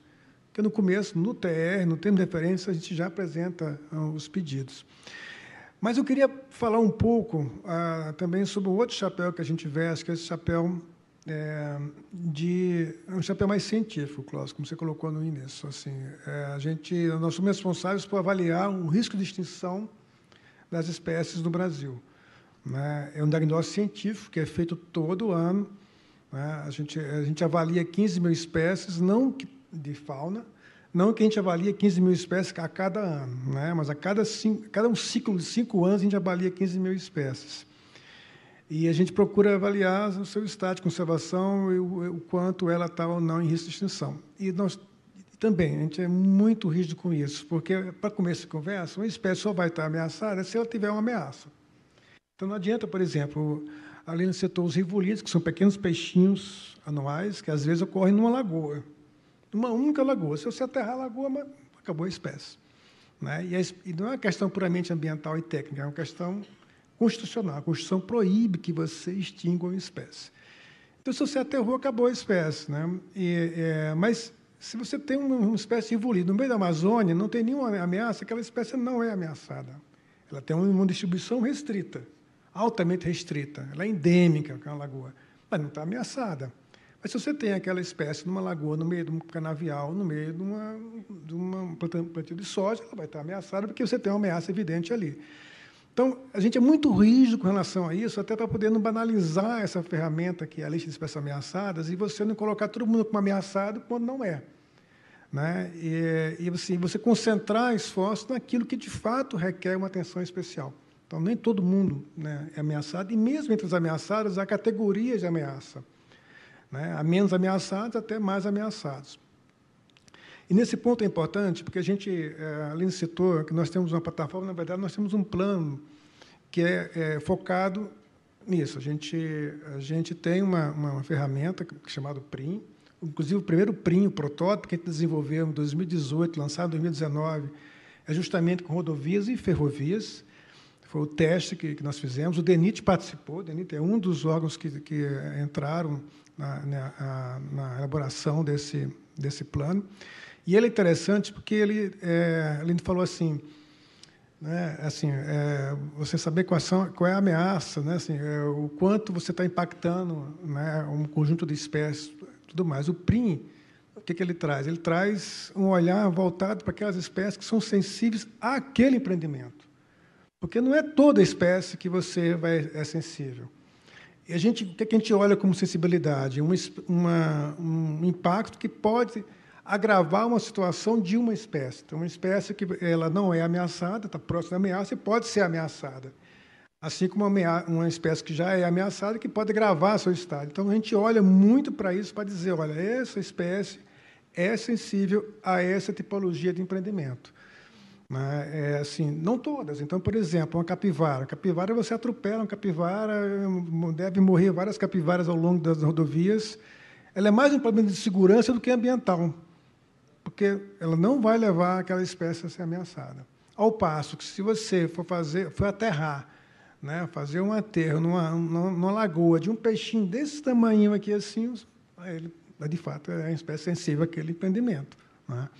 Então, a gente tem esse olhar, né, há esse plano. A gente hoje tem um plano voltado para rodovias, a gente tem um plano também voltado para petróleo e gás, um plano de hidrelétricas voltado de geração de energia hidráulica, aí vem PCHs e OHS, para a Amazônia, e aí a gente deve lançar esse ano um plano só para mineração, e a gente já está construindo um outro de eólicas. Então, assim, é um olhar muito específico para aquilo. E aí ele vem muito ao encontro do que a Aline falou, por isso eu queria comentar, porque a gente precisa aproveitar melhor essa base de dados. Para que a gente possa chegar ao PRIM, a gente usou uma plataforma que tem um conjunto de dados enorme sobre espécies, que é o SAL, um sistema nosso, que já bebe de outra plataforma, porque hoje, para qualquer pesquisador que vá acessar uma espécie, ele tem que ter uma autorização nossa, e aí tem um sistema que já funciona já há mais de 17 anos, ele é anterior ao Instituto, ele começou no IBAMA, a gente trouxe para o Instituto, em que hoje você tem 75 mil pesquisadores cadastrados nesse sistema, e qualquer acesso ele é autorizado, e a gente tem os relatórios e tem todos os registros de espécies que ocorrem nesse país, que são pesquisados, e, sobretudo, alimenta o SALV, que alimenta o PRIM. Então, é uma base de dados assim, muito boa, que dá bastante segurança para a gente dizer, olha, se você fizer aqui uma estrada aqui, a espécie que interessa é essa, não é esse restante. Então, isso ajuda muito no licenciamento ambiental. Ajuda principalmente no planejamento, porque os PRIMs, como a gente chama, os planos de redução de impactos, ele não diz que você não faça o empreendimento. Ele diz, olha, se você fizer o empreendimento aqui, o custo ambiental será esse. Ao passo que se você fizer aqui, o custo ambiental será menor. Mas você admite que haverá impacto àquela biodiversidade. O que a gente não pode tolerar é a perda líquida, né? A perda de uma espécie, né? Mas que ela sofrerá o impacto, que aquele impacto ele é admitível, é tolerável, sim. Então, a gente diz, olha, aqui já é uma área extremamente antropizada, você tem espécie ameaçada em qualquer quadrado, qualquer um centímetro quadrado você vai achar uma espécie ameaçada. Aí você olha, aqui, assim, então, nesse trecho, assim, você tem uma concentração menor de espécies sensíveis, então, assim, é um custo ambiental menor. Aqui é um custo ambiental maior. E é uma decisão do empreendedor, porque assim, ele pode fazer ali, só que ele vai gastar mais com medidas mitigadoras, ele vai gastar mais com estudos ambientais do que ele fazer no trecho onde você tem uma menor a concentração desses alvos de conservação, como a gente chama. Então, isso é um avanço, em termos de avanço, é um avanço significativo que a gente não está aproveitando ainda, né? O setor rodoviário não está aproveitando. Assim, no planejamento, talvez o Rio Grande do Sul esteja aproveitando, porque ele já tem esses dados estão ordenados, espacializados e disponíveis, né, para todos, assim, em vários formatos. Se você quiser, inclusive até no Google Earth, você consegue baixar esse espelho e ver onde você tem esse conjunto de espécies ameaçadas, né, ou espécies, na verdade, não ameaçadas, espécies que são sensíveis a esse empreendimento. Marcelino, deixa eu só fazer uma intervenção. Esses dados eles estão disponíveis no site do ICMBio? Só explica para a gente aonde que está. No site do ICMBio. Não só no site, mas qualquer órgão que pedir ao Instituto uma informação específica a gente fornece. Inclusive, esses dados hoje já são usados pela ANP. Né? Então, em todo bloco de petróleo que vai a leilão, em todo conjunto de blocos de petróleo que estão indo para leilão, a gente se manifesta e usa esses dados, como a gente conseguiu fechar o ano passado de petróleo e gás, a gente já tem essa plataforma de dados para a exploração de petróleo offshore, né, onshore, não, basicamente offshore, e a gente já usa isso. Então, a gente já informa, olha, esse bloco aqui ele tem alta sensibilidade, o custo ambiental será maior. Esse bloco aqui, o custo ambiental é menor. Não está dizendo que pode ou que não pode. Inclusive, o ano passado, na COP, tentaram usar os nossos dados para dizer... Porque saiu, na hora que o leilão na hora que saiu o leilão dos blocos, coincidiu com a COP, acho que a COP do clima, né? E o pessoal fez um estardalhaço para dizer que o Chico Mendes tinha apontado que ali não podia, sei lá o quê. Eu falei, não. Eu tive reunião depois com a ministra e falei assim, olha, o Instituto ele não diz que não pode, ele só está dizendo que ali o custo ambiental é maior, porque é mais sensível, o custo ambiental aqui é menor. É uma decisão do empreendedor. Né? Ele pode decidir, não, eu preciso fazer ali, ou eu vou pegar esse bloco aqui, porque, de repente, ele é mais interessante, mas ele sabe, de antemão, que o custo, né, que ele vai ter em termos de mitigação de impacto, as medidas, o custo que ele vai ter vai ser maior do que numa área que ele tem menor informação. Então, isso é importante no planejamento e é mais importante ainda no licenciamento ambiental, para você ter um licenciamento muito mais ágil, muito mais cirúrgico, no sentido de que, assim, olha, eu não preciso olhar tudo, porque a gente sabe que nos estudos ambientais, os estudos de avaliação de impacto da biodiversidade são os mais demorados, porque você tem que pegar um ciclo inteiro, né, sazonal, assim, normalmente é um ano, 14 meses, e essas informações eu já tenho ela pronta, já está lá, as informações estão ali disponíveis. O que precisa, olha, para essas espécies sensíveis aqui, que a gente ainda precisa melhorar a informação, vai naquele ponto. Então, é muito mais rápido isso. Então, falta ainda a área ambiental, eu acho que o IBAMA é um parceiro forte nesse sentido, mas ele ainda não absorveu, assim, aproveitar. Nós já colocamos a cara na tapa, né? A gente está assumindo publicamente que essa espécie aqui, né, por mais que seja atropelada, ela não vai ser ameaçada por uma rodovia. Essa aqui, sim, que ninguém está vendo. Então, a gente está assumindo isso. O que falta agora, realmente, é um pouco mais de, não sei, disposição de sair do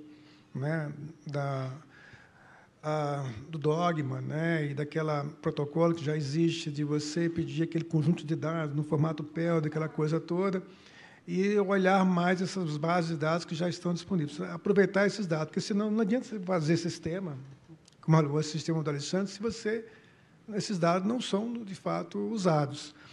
E há um novo sistema feito agora, na parceria Chico Mendes e IBAMA, que é o SISBIA. Né? Acho que não sei se já estão a par desse sistema, que é um sistema que está juntando todos os dados, ela já juntou todos os dados que estão disponíveis sobre a parte componente biótico. A gente vai iniciar agora o componente físico. O mais desafiador vai ser o componente social. Esse é um desafio, né? Esse ficou por último. Mas, assim, esses dados, pelo menos esses dados que são mais demorados, já estão disponíveis. Então, assim, é uma questão da gente ter um esforço para poder usar. Só uma complementação, e estava previsto eu falar, mas foi bom, porque a EPL, a área ambiental da EPL, que foi abarcada e, vamos dizer, unida na infra, ela retomou agora, inclusive a Juliana, que era à época a gerente de meio ambiente, está lá na infra como gerente, e ele retomou agora, a DIREM, em parceria com a DIMEI, via a Universidade de Lavras, o CIAI, que é o Sistema de Informações Ambientais Integradas de Infraestrutura. Usando, já bebendo desta época, se teve muitas reuniões. Na época, eu nem lembro onde eu estava, mas a gente participou de muitas reuniões com o ICMBio, já buscando, tanto do ICMBio, e já integrando. Então, a Universidade de Lavras está atualizando o que tinha, mas acabou de começar. Assim, teve a primeira reunião para estruturação do convênio, para, vamos dizer, retomar e aproveitar esses dados, com o do Rio Grande do Sul também. Na época, a EPL chegou aí no Rio Grande do Sul para ver esse levantamento. Então, nós temos uma iniciativa começando na infra, para a gente tentar, de fato, isso, aproveitar esses dados, e agora mais do que nunca, porque se a gente consegue, de fato, agregar o dado das próprias coletas, que é outra questão, a gente coleta em vários EIAs, em vários documentos, a gente coleta bicho, a gente estuda, que é o retorno dessas informações para o processo, para os outros empreendedores poderem utilizar e não ficar tão dependente de dado primário. Né? Agora, voltando um pouco aos questionamentos que você colocou de início, uma coisa que é importante é quem segura o desmatamento, assim, é uma afirmação que eu faço com segurança, eu sei que podem discordar, mas os mapas não deixam mentir. Quem segura o desmatamento são as unidades de conservação, a longo prazo são elas. Se você olhar o mapa da Amazônia, você vê que os desmatamentos param onde tem UTI ou a unidade de conservação. Então, efetivamente, você ocupar o território, você conseguir conservar essas áreas, é o que garante. Dificilmente qualquer outra ação consegue parar um desmatamento ali, mas, a longo prazo, são as unidades de conservação. Então, a gente tem que ter um esforço muito grande com isso. Mudanças climáticas, que foi outro comentário aqui, é um desafio nosso, porque a gente teve esse ano o pior ano de incêndios que a gente já teve na história desse país. Né? Os incêndios, o pior incêndio que nós tivemos no Pantanal foi em 2020, e a gente iria ter um desastre ainda maior em 2024, né? Mas a curva, você olhava assim, semana a semana, a curva de incêndios, de foco de calor, né, no Pantanal, ele estava sempre maior do que a curva de 2020. A gente só conseguiu quebrar a curva em setembro, depois de muito esforço, depois de milhões de litros de água jogada, depois de horas e horas de brigadistas lá no fogo. Nós perdemos 3 brigadistas já nesse processo. Né? Então, assim, foi muito difícil. Isso é reflexo da questão das mudanças climáticas, sem dúvida. Nós, Instituto Chico Mendes, além de a gente gerir todas essas áreas, a gente acaba tendo que, vou dizer, proteger o modo de vida de mais de 100 mil famílias, né, de povos tradicionais. 100 mil famílias. Nesse momento, nós estamos aqui num esforço danado para a gente conseguir levar, né, cestas básicas, água potável, para 35 mil famílias que estão isoladas. Nós estamos deslocando o navio, né, estou pedindo que a Marinha libere o meu navio. Eu estou com um navio que vai levar 13 dias para chegar, para a gente levar cestas básicas aonde é possível ainda levar, onde você tem água ainda suficiente para poder o navio chegar e levar as cestas básicas. Assim, é uma coisa assim, louca, só que isso, gente, isso é resposta. A gente está longe ainda de aprender com isso, a gente tem um esforço que nós temos que fazer, de saber antes se antecipar e, principalmente, se adequar a essa situação. Não pode ficar, a cada ano, uma situação dessa, tendo que levar a cesta básica para famílias que estão isoladas. A gente tem que encontrar formas de adequar, de adaptar essas famílias a essa situação. E aí eu queria finalizar, já que eu estou falando de famílias de povos tradicionais, é que a questão de ouvi-los em qualquer empreendimento, assim, não só é importante, como é necessário e é uma posição legal. Agora, olha, levar essa oitiva para dentro do licenciamento ambiental, isso é um tiro na cabeça, não é tiro no pé. Isso tem que ser feito na hora de planejar. Não é possível, assim, a gente está agora regulamentando dentro do Instituto a oitiva, da TU 69, eu já estou sendo muito assim, olha, não traga isso para dentro do processo nosso de autorização, porque a gente não vai fazer isso. Nós não vamos defender nenhum empreendimento, não é nosso papel fazer isso. Como é que eu vou defender para a comunidade o empreendimento que não é meu? Eu estou ali para mitigar os impactos dele. Então, assim, esses empreendimentos eles têm que ser discutidos com a comunidade antes, não é, para ver se é viável ou não é viável, mas levar para a licença ambiental, isso assim, a licença ambiental vai se dar durante 10 anos, Clóvis, né? Vai ficar parado. Né? Então, tem que ser antes, muito antes, para poder isso ser viável, mas isso é altamente necessário. Obrigado pelo convite, gente. Obrigada, Marcelo. Assim, você foi, nossa, super objetivo e trouxe questões muito pragmáticas do objetivo, né, do ICMBio de proteger. Eu queria só saber, como eu faço parte do movimento de empresas privadas, eu sei que também tem mais gente aqui, na questão, vocês têm algum locus que a gente pode procurar sobre ajuda em resposta? Assim, quais são? Tem alguma ação coordenada dentro do ICMBio? Não adianta me mandar cesta básica, porque cesta básica não vai. Eu preciso, na verdade, de transporte. A gente consegue falar com algum locus assim dentro do ICMBio? Não, sobre o quê? Para ajuda na seca. Ah, ajuda na seca. Eu mesmo. Você mesmo. Procurar. Então tá ótimo, tá fácil. Não, porque assim, o que a gente tem muita gente precisando. A gente tem um mapeamento das famílias, são 37 mil famílias, 61 CES. O problema é a logística para você levar. Tá. Né? Nós fizemos um planejamento esse ano, pedimos ao MDS que as cestas fossem entregues em alguns pontos, que a partir dali a gente pegaria essas cestas e ia distribuindo. Né? Porque a gente sabe a dificuldade. O modal era basicamente fluvial, para entregar essas cestas, assim, 42% das famílias era totalmente fluvial, o restante era fluvial com terrestre.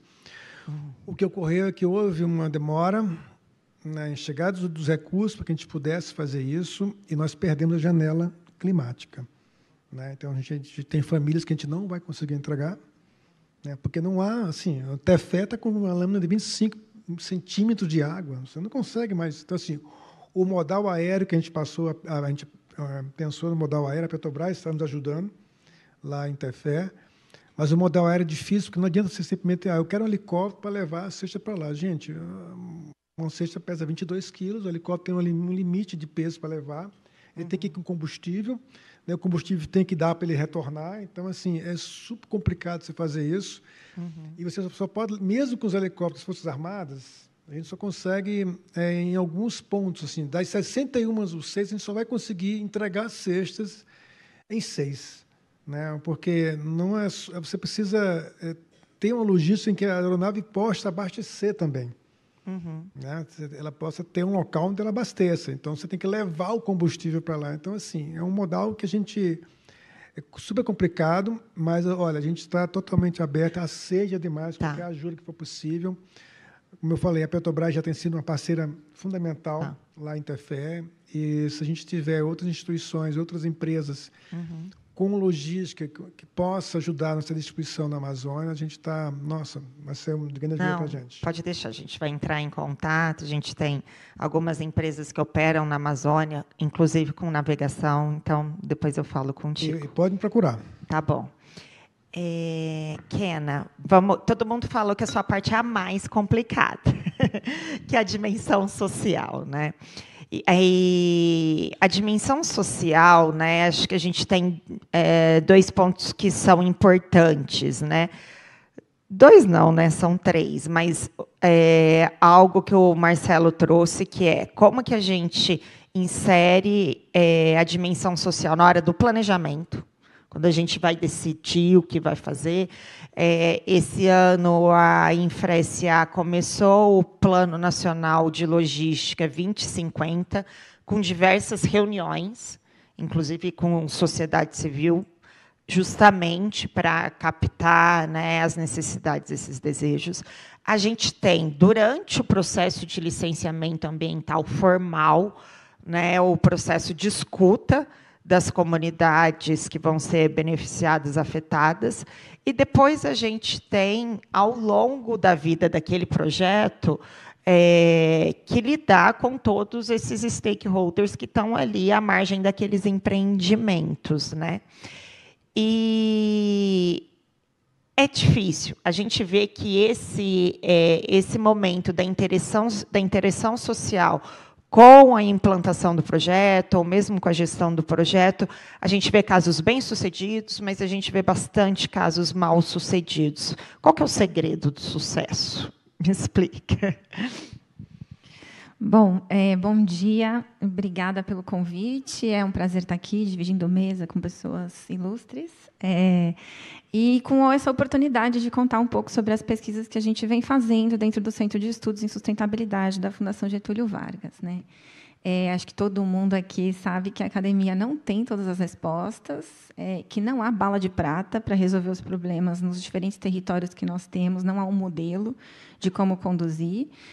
E a gente sabe também que a academia está num lugar, de alguma forma, privilegiado, porque está fazendo pesquisa independente, não tem ali, enfim, determinadas travas ou compromissos ou limitações na hora de fazer as reflexões, né? Então, nem sempre o que a academia está propondo parece viável para quem está executando as políticas na ponta, mas é um papel da academia também tensionar para a gente tentar elevar a barra, pensando na importância de promover desenvolvimento e justiça, olhando para pilares importantes da justiça, como a redistribuição, o reconhecimento, a representação, e como é que isso se efetiva no cotidiano do desenvolvimento nos territórios, né? Então, acho que isso é só um preâmbulo para dizer que não temos respostas, não temos modelo, mas temos, talvez, reflexões, provocações e possibilidade de trocar a partir das pesquisas que a gente vem fazendo, né? O Centro de Estudos em Sustentabilidade da Fundação Getúlio Vargas é um centro que tem 20 anos de trajetória de pesquisa. A gente está dentro da Escola de Administração de Empresas de São Paulo. A gente está ali em São Paulo, então.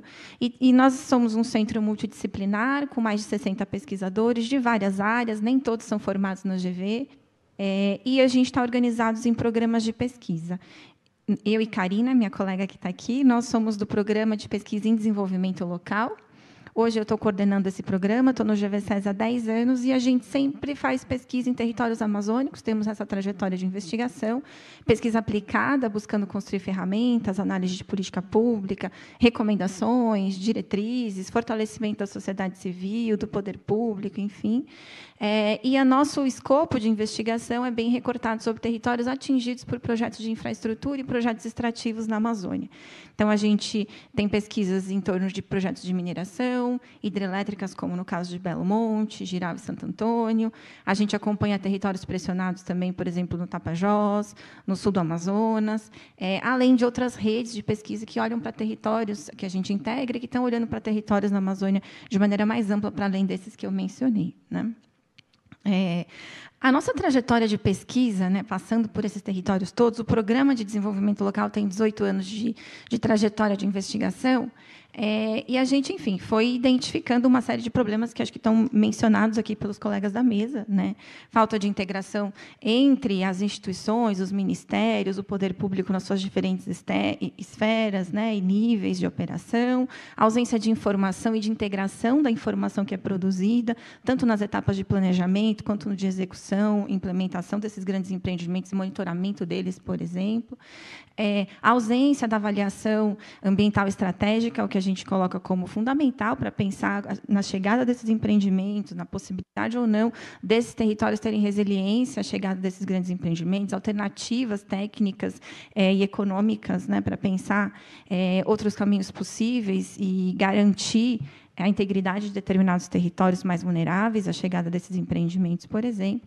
E a gente, como nós estamos olhando para o desenvolvimento local, e isso também é uma característica da academia, a gente recorta a lente de análise que a gente faz, a gente está olhando para o desenvolvimento local a partir da perspectiva dos territórios atingidos. Esse é um pouco o nosso compromisso também, dentro da nossa investigação. Então, a gente vê um conjunto de violações de direitos acontecendo nesses territórios, direitos que estão sendo violados tanto nas etapas de planejamento, como a ausência de participação social, por exemplo, na construção dos planos e caminhos para pensar o que é desenvolvimento de fato, olhando para territórios sensíveis, vulneráveis, né? Ausência de participação e violações no contexto da tomada de decisão sobre os empreendimentos que vão chegar nos territórios e sobre o processo de licenciamento ambiental. Concordo que é uma ferramenta robusta e a gente tem que torná-la mais robusta, né, no licenciamento ambiental e corrigir, por exemplo, as arestas aí, que permitem que algumas violações aconteçam também no âmbito de um instrumento que é para garantir direitos nos territórios, né, como é o caso do licenciamento ambiental. E a gente observa muitos passivos nos territórios por onde esses empreendimentos passam ou chegam, né, passivos socioambientais, e a gente tem olhado muito também para essa dimensão dos impactos socioambientais, dos passivos socioambientais, e olhando para financiadores dos riscos socioambientais dos investimentos nesses territórios, a importância de incluir critérios robustos para, enfim, evitar riscos socioambientais relacionados a esses financiamentos que estão chegando nos territórios, né. A partir da nossa investigação, a gente, também numa coincidência aqui com os colegas na interpretação, a gente entende que o licenciamento não é a ferramenta que vai lidar com a ausência de planejamento nos territórios ou com a ausência de políticas públicas efetivadas. É preciso chegar antes do licenciamento ambiental, é preciso preparar os territórios, fortalecer a governança nesses territórios, ambiental, fortalecer direitos humanos, fortalecer sistemas de políticas como o SUS, como o SUAS, sistemas de educação, enfim, é complexo, não é simples, mas são direitos, e a gente precisa efetivar esses direitos para que eles não virem moeda de troca no momento de negociação da chegada de um grande empreendimento no território. Isso não significa dizer que o licenciamento ambiental não tenha um papel também no fortalecimento dessas estruturas de política pública, desde que a gente relacione esse papel também com a mitigação e gestão desses impactos que estão colocados, né? E a gente entende que o licenciamento ambiental, por ter esse papel, precisa se robustecer, sobretudo no componente socioeconômico, algo que também está todo mundo dizendo aqui e que a gente coincide, né? A gente precisa de novas metodologias de avaliação de impacto social. Existem metodologias robustas para avaliar riscos aos direitos humanos, metodologias para avaliar impacto sobre gênero, por exemplo, algo que está muito discreto ainda dentro do licenciamento ambiental. A gente tem uma preocupação grande em como construir TRs que orientem, de fato, a investigação de impactos socioeconômicos e que façam a gestão, né? Ou seja, que o processo do licenciamento tenha condições de fazer a gestão desses impactos socioeconômicos do começo ao fim e monitorar o desdobramento deles, porque o que a gente observa nos territórios é que os impactos socioeconômicos eles tendem a se agravar no médio e longo prazo. Então, isso é muito importante. Quando a gente estudando Belo Monte, por exemplo, estamos desde 2014 acompanhando o território atingido pela hidrelétrica de Belo Monte, a gente observa um movimento de boom e colapso, né? Tem uma chegada, um aquecimento econômico, de repente, com a desmobilização das frentes de construção, já no processo de operação da hidrelétrica, tem um colapso econômico que coincide com o aumento da violência de gênero, com o aumento da gravidez na adolescência, com o aumento de violências diversas, do empobrecimento das comunidades. Enfim, então, isso também acontece em territórios atingidos por empreendimentos lineares, como, por exemplo, rodovias e ferrovias, enfim. Então, há aí uma preocupação bem importante como lidar com esses impactos que acontecerão no futuro próximo, após a desmobilização das frentes, né? E é justamente nesse momento de desmobilização que uma série de intervenientes ou órgãos, ministérios, enfim, que estão comprometidos com aquela obra, se afastam um pouco mais daquele território. É o caso também que a gente viu no contexto Belo Monte. A gente tinha ali, durante a construção, a implantação do empreendimento, um compromisso do Estado colocado, uma presença de representantes dos ministérios. Desde a operação, isso diminuiu, e aí a gente perde interlocução, o território perde interlocução com o Estado, nos níveis mais executivos e operativos do Estado. Então, como garantir que isso não aconteça, para conseguir mitigar, compensar, enfim, os problemas que virão no futuro, né? Então, eu acho que a mensagem principal da nossa investigação é essa: é preciso chegar antes, é preciso fortalecer capacidades institucionais, precisamos implementar os sistemas de políticas sociais, precisamos fortalecer a unidade de conservação e terra indígena.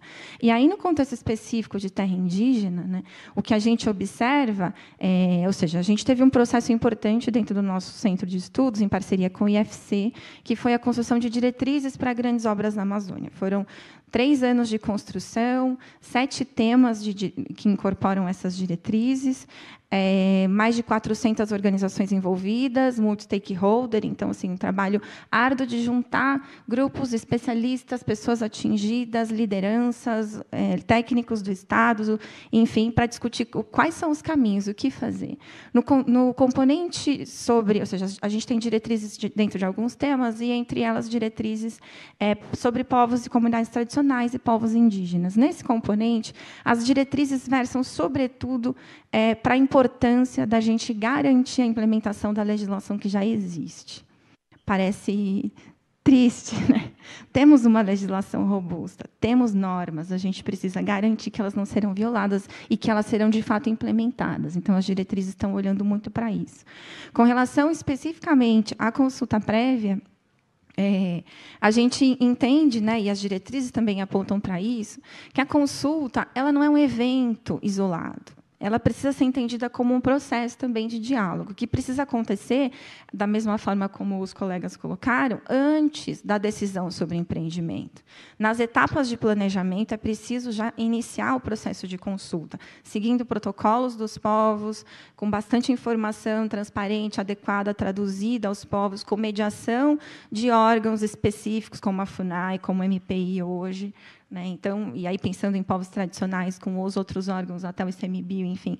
Mas garantir que o processo de escuta aconteça desde as etapas de planejamento, para quando a gente chegar no licenciamento ambiental, a gente já ter aí um processo avançado de debate, de consolidação de compreensões, de compromissos, que já há uma interpretação em várias frentes de que esses compromissos de consulta são vinculantes. Então, o que significa refletir essas decisões vinculantes também no processo de licenciamento ambiental e no monitoramento posterior dos destinos do território, ou seja, esses compromissos vinculantes estão atravessando esses processos como um todo, eles precisam estar, né?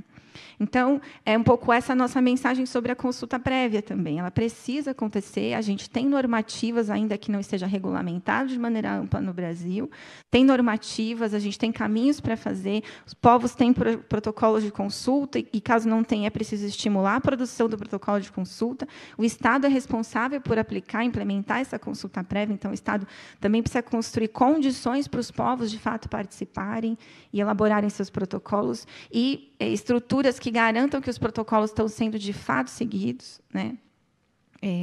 Para que a gente fortaleça essa estratégia de diálogo, de construção de entendimentos comuns, de construção de saídas coletivas para o que é uma demanda setorial e para o que é uma demanda do território, o que é desenvolvimento a partir daquele território, o que é infraestrutura que funciona para aquele território e não apenas sobre aquele território, né, atravessando. Então, temos aí oportunidades e mecanismos, desenhos, ferramentas que estão desenhadas, seja a consulta prévia, seja o licenciamento ambiental, sejam os instrumentos de planejamento que a gente tem. Então, como fortalecer a participação, de fato, dentro desses instrumentos, a gente tem desenhos para isso. Acho que precisamos de um compromisso efetivo, explicitado, dentro dos planos todos, um compromisso com a garantia da conservação e da manutenção da diversidade étnica e cultural no Brasil, da proteção dos territórios indígenas, e aí a gente está falando de reconhecimento, demarcação, homologação e desintrusão, tudo isso tendo que acontecer de maneira prévia à chegada de um grande empreendimento, antes de decidir sobre o empreendimento chegar ou não, antes de iniciar as etapas do licenciamento ambiental. Então, é um pouco isso. Não é fácil fazer isso. E acho que a gente também não sabe por onde começar, digamos assim, né? Qual é o melhor caminho de entrada? Eu acho que tem várias possibilidades. Mas, sem dúvida, com muita transparência, muita participação social, garantindo, de fato, que esse compromisso com ou seja, a identificação e mitigação, né, dos impactos socioeconômicos esteja expresso tanto no planejamento como no processo de licenciamento ambiental. É isso.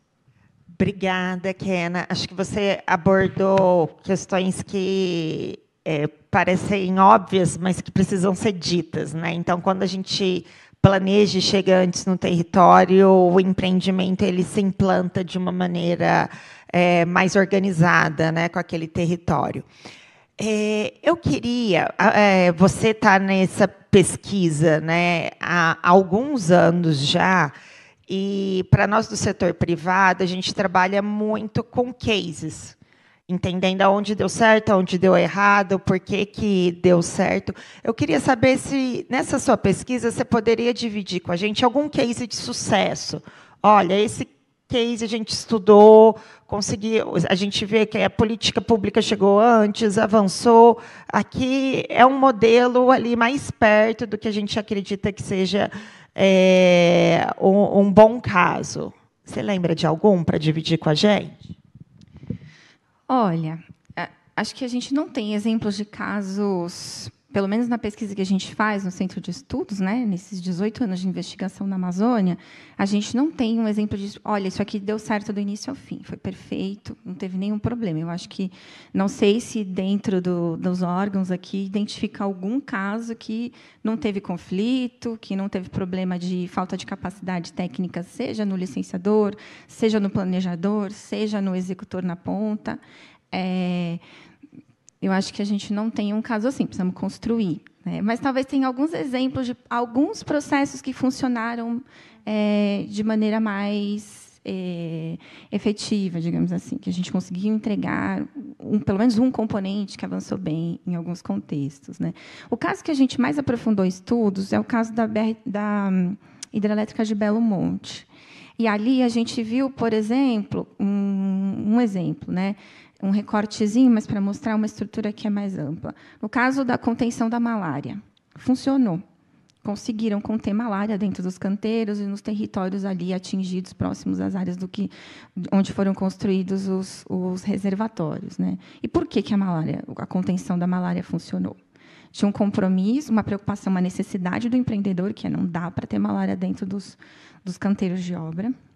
Tinha um compromisso do Ministério da Saúde em articulação com o empreendedor, em articulação com a estrutura, que é a estrutura do SUS. Então, tem aí uma articulação institucional interfederativa, que garante com que uma política dê certo ali na ponta, além do compromisso do empreendedor e dos financiadores, no caso, que tinha bastante compromisso do BNDES também, por exemplo, com essa agenda. Esse é um caso, né, que funcionou bem. Então, o que a gente aprende a partir desse caso? Integração, aprendizado histórico de um sistema de saúde estruturado, compromisso político para a efetivação dessa ação. Eu acho que esse é um caso interessante que mostra, por exemplo, esse caminho, né? Não sei se os colegas têm algum outro caso que dê para dividir.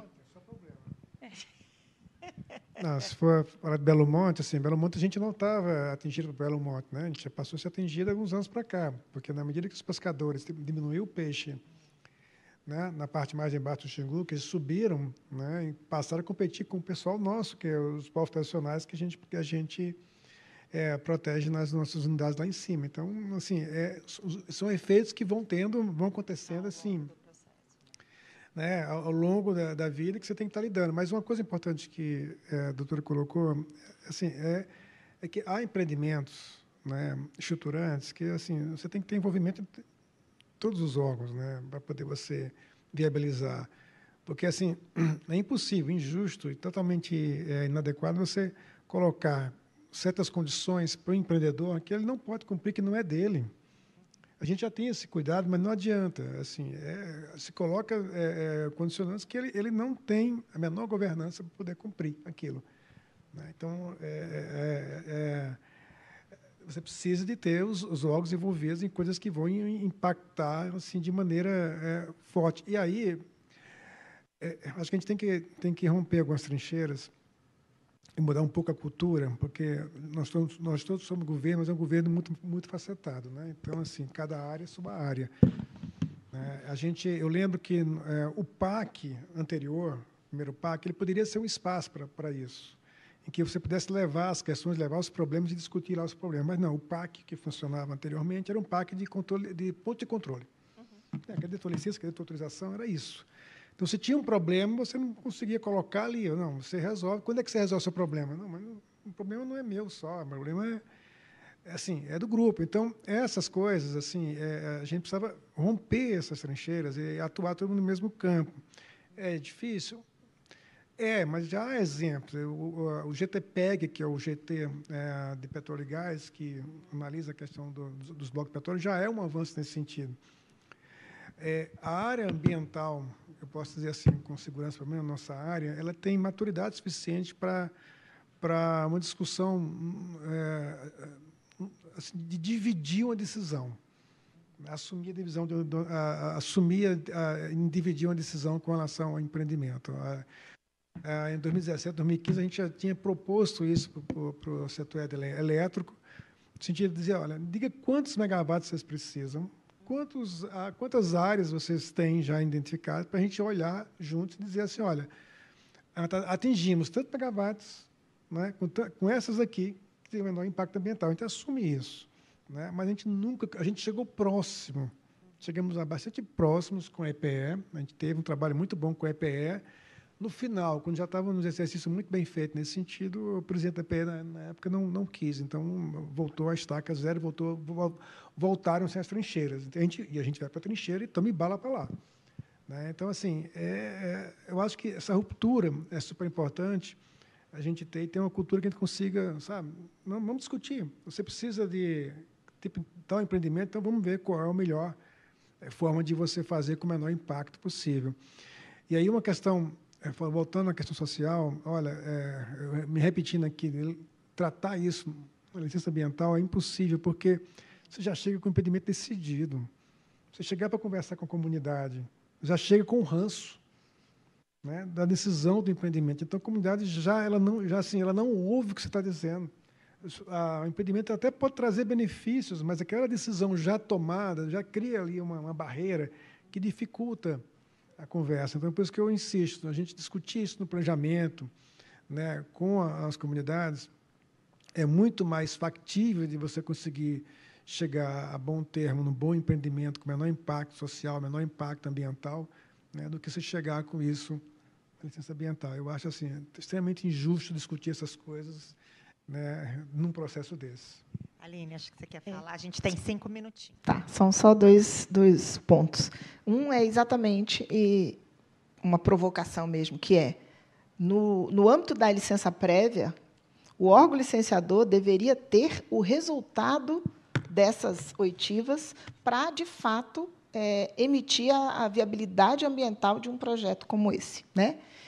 Fato também que os impactos da desmobilização é um fator também, vamos dizer, subdimensionado. Me arriscaria a colocar essa palavra.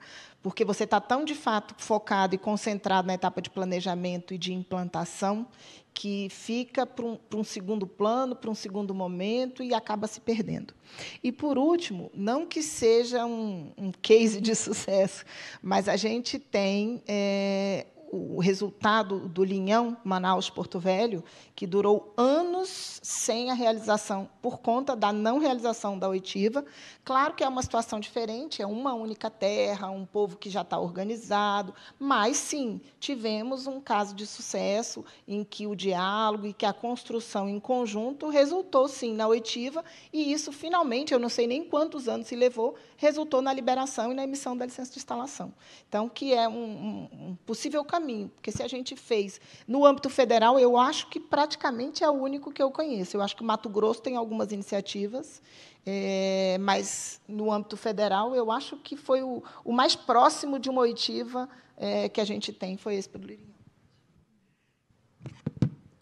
Sim, acho que dizer, né? Ou seja, temos instrumentos como oitivas e a consulta livre prévia informada, que não é uma oitiva simplesmente, tem toda uma estrutura de como fazer e que gera compromissos vinculantes, né? Eu acho que essa é uma questão importante também da gente frisar. E, sim, Belo Monte é um laboratório de como não fazer. Mas esse caso serve, né?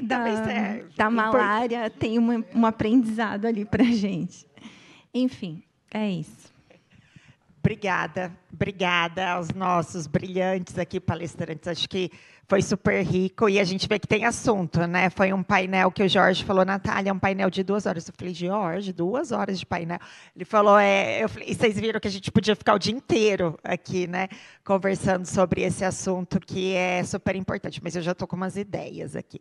Porque, assim, eu estou do lado privado, mas eu trabalhei muitos anos no setor público e a sensação que eu tenho sobre licenciamento ambiental é que a competência do lado privado também para executar o licenciamento ambiental ainda é baixa. Ainda é baixa também. Acho que falta muito entendimento, falta muito conhecimento de base de dados, de como que a gente pode fazer isso. Como é um assunto e uma disciplina muito específica, né, é difícil mesmo você achar profissionais qualificados que entendam isso, e você acaba tendo, às vezes, estudos de prateleira que vai indo e não atende ninguém. Né, além das consultorias, não atende ninguém, não atende nem o empreendedor, não entende nem o órgão licenciador. Então, eu acho que assim a gente tem um aprendizado grande assim com vocês. Vamos pensar juntos nisso, mas queria agradecer a todos e a todas que ficaram aqui com a gente. À tarde tem muito mais aqui do Via Viva, a gente ainda tem a premiação hoje. Então, muito obrigada a todos. Passo para o mestre de cerimônias. Agradecemos a participação dos especialistas e, neste momento, encerramos esta mesa.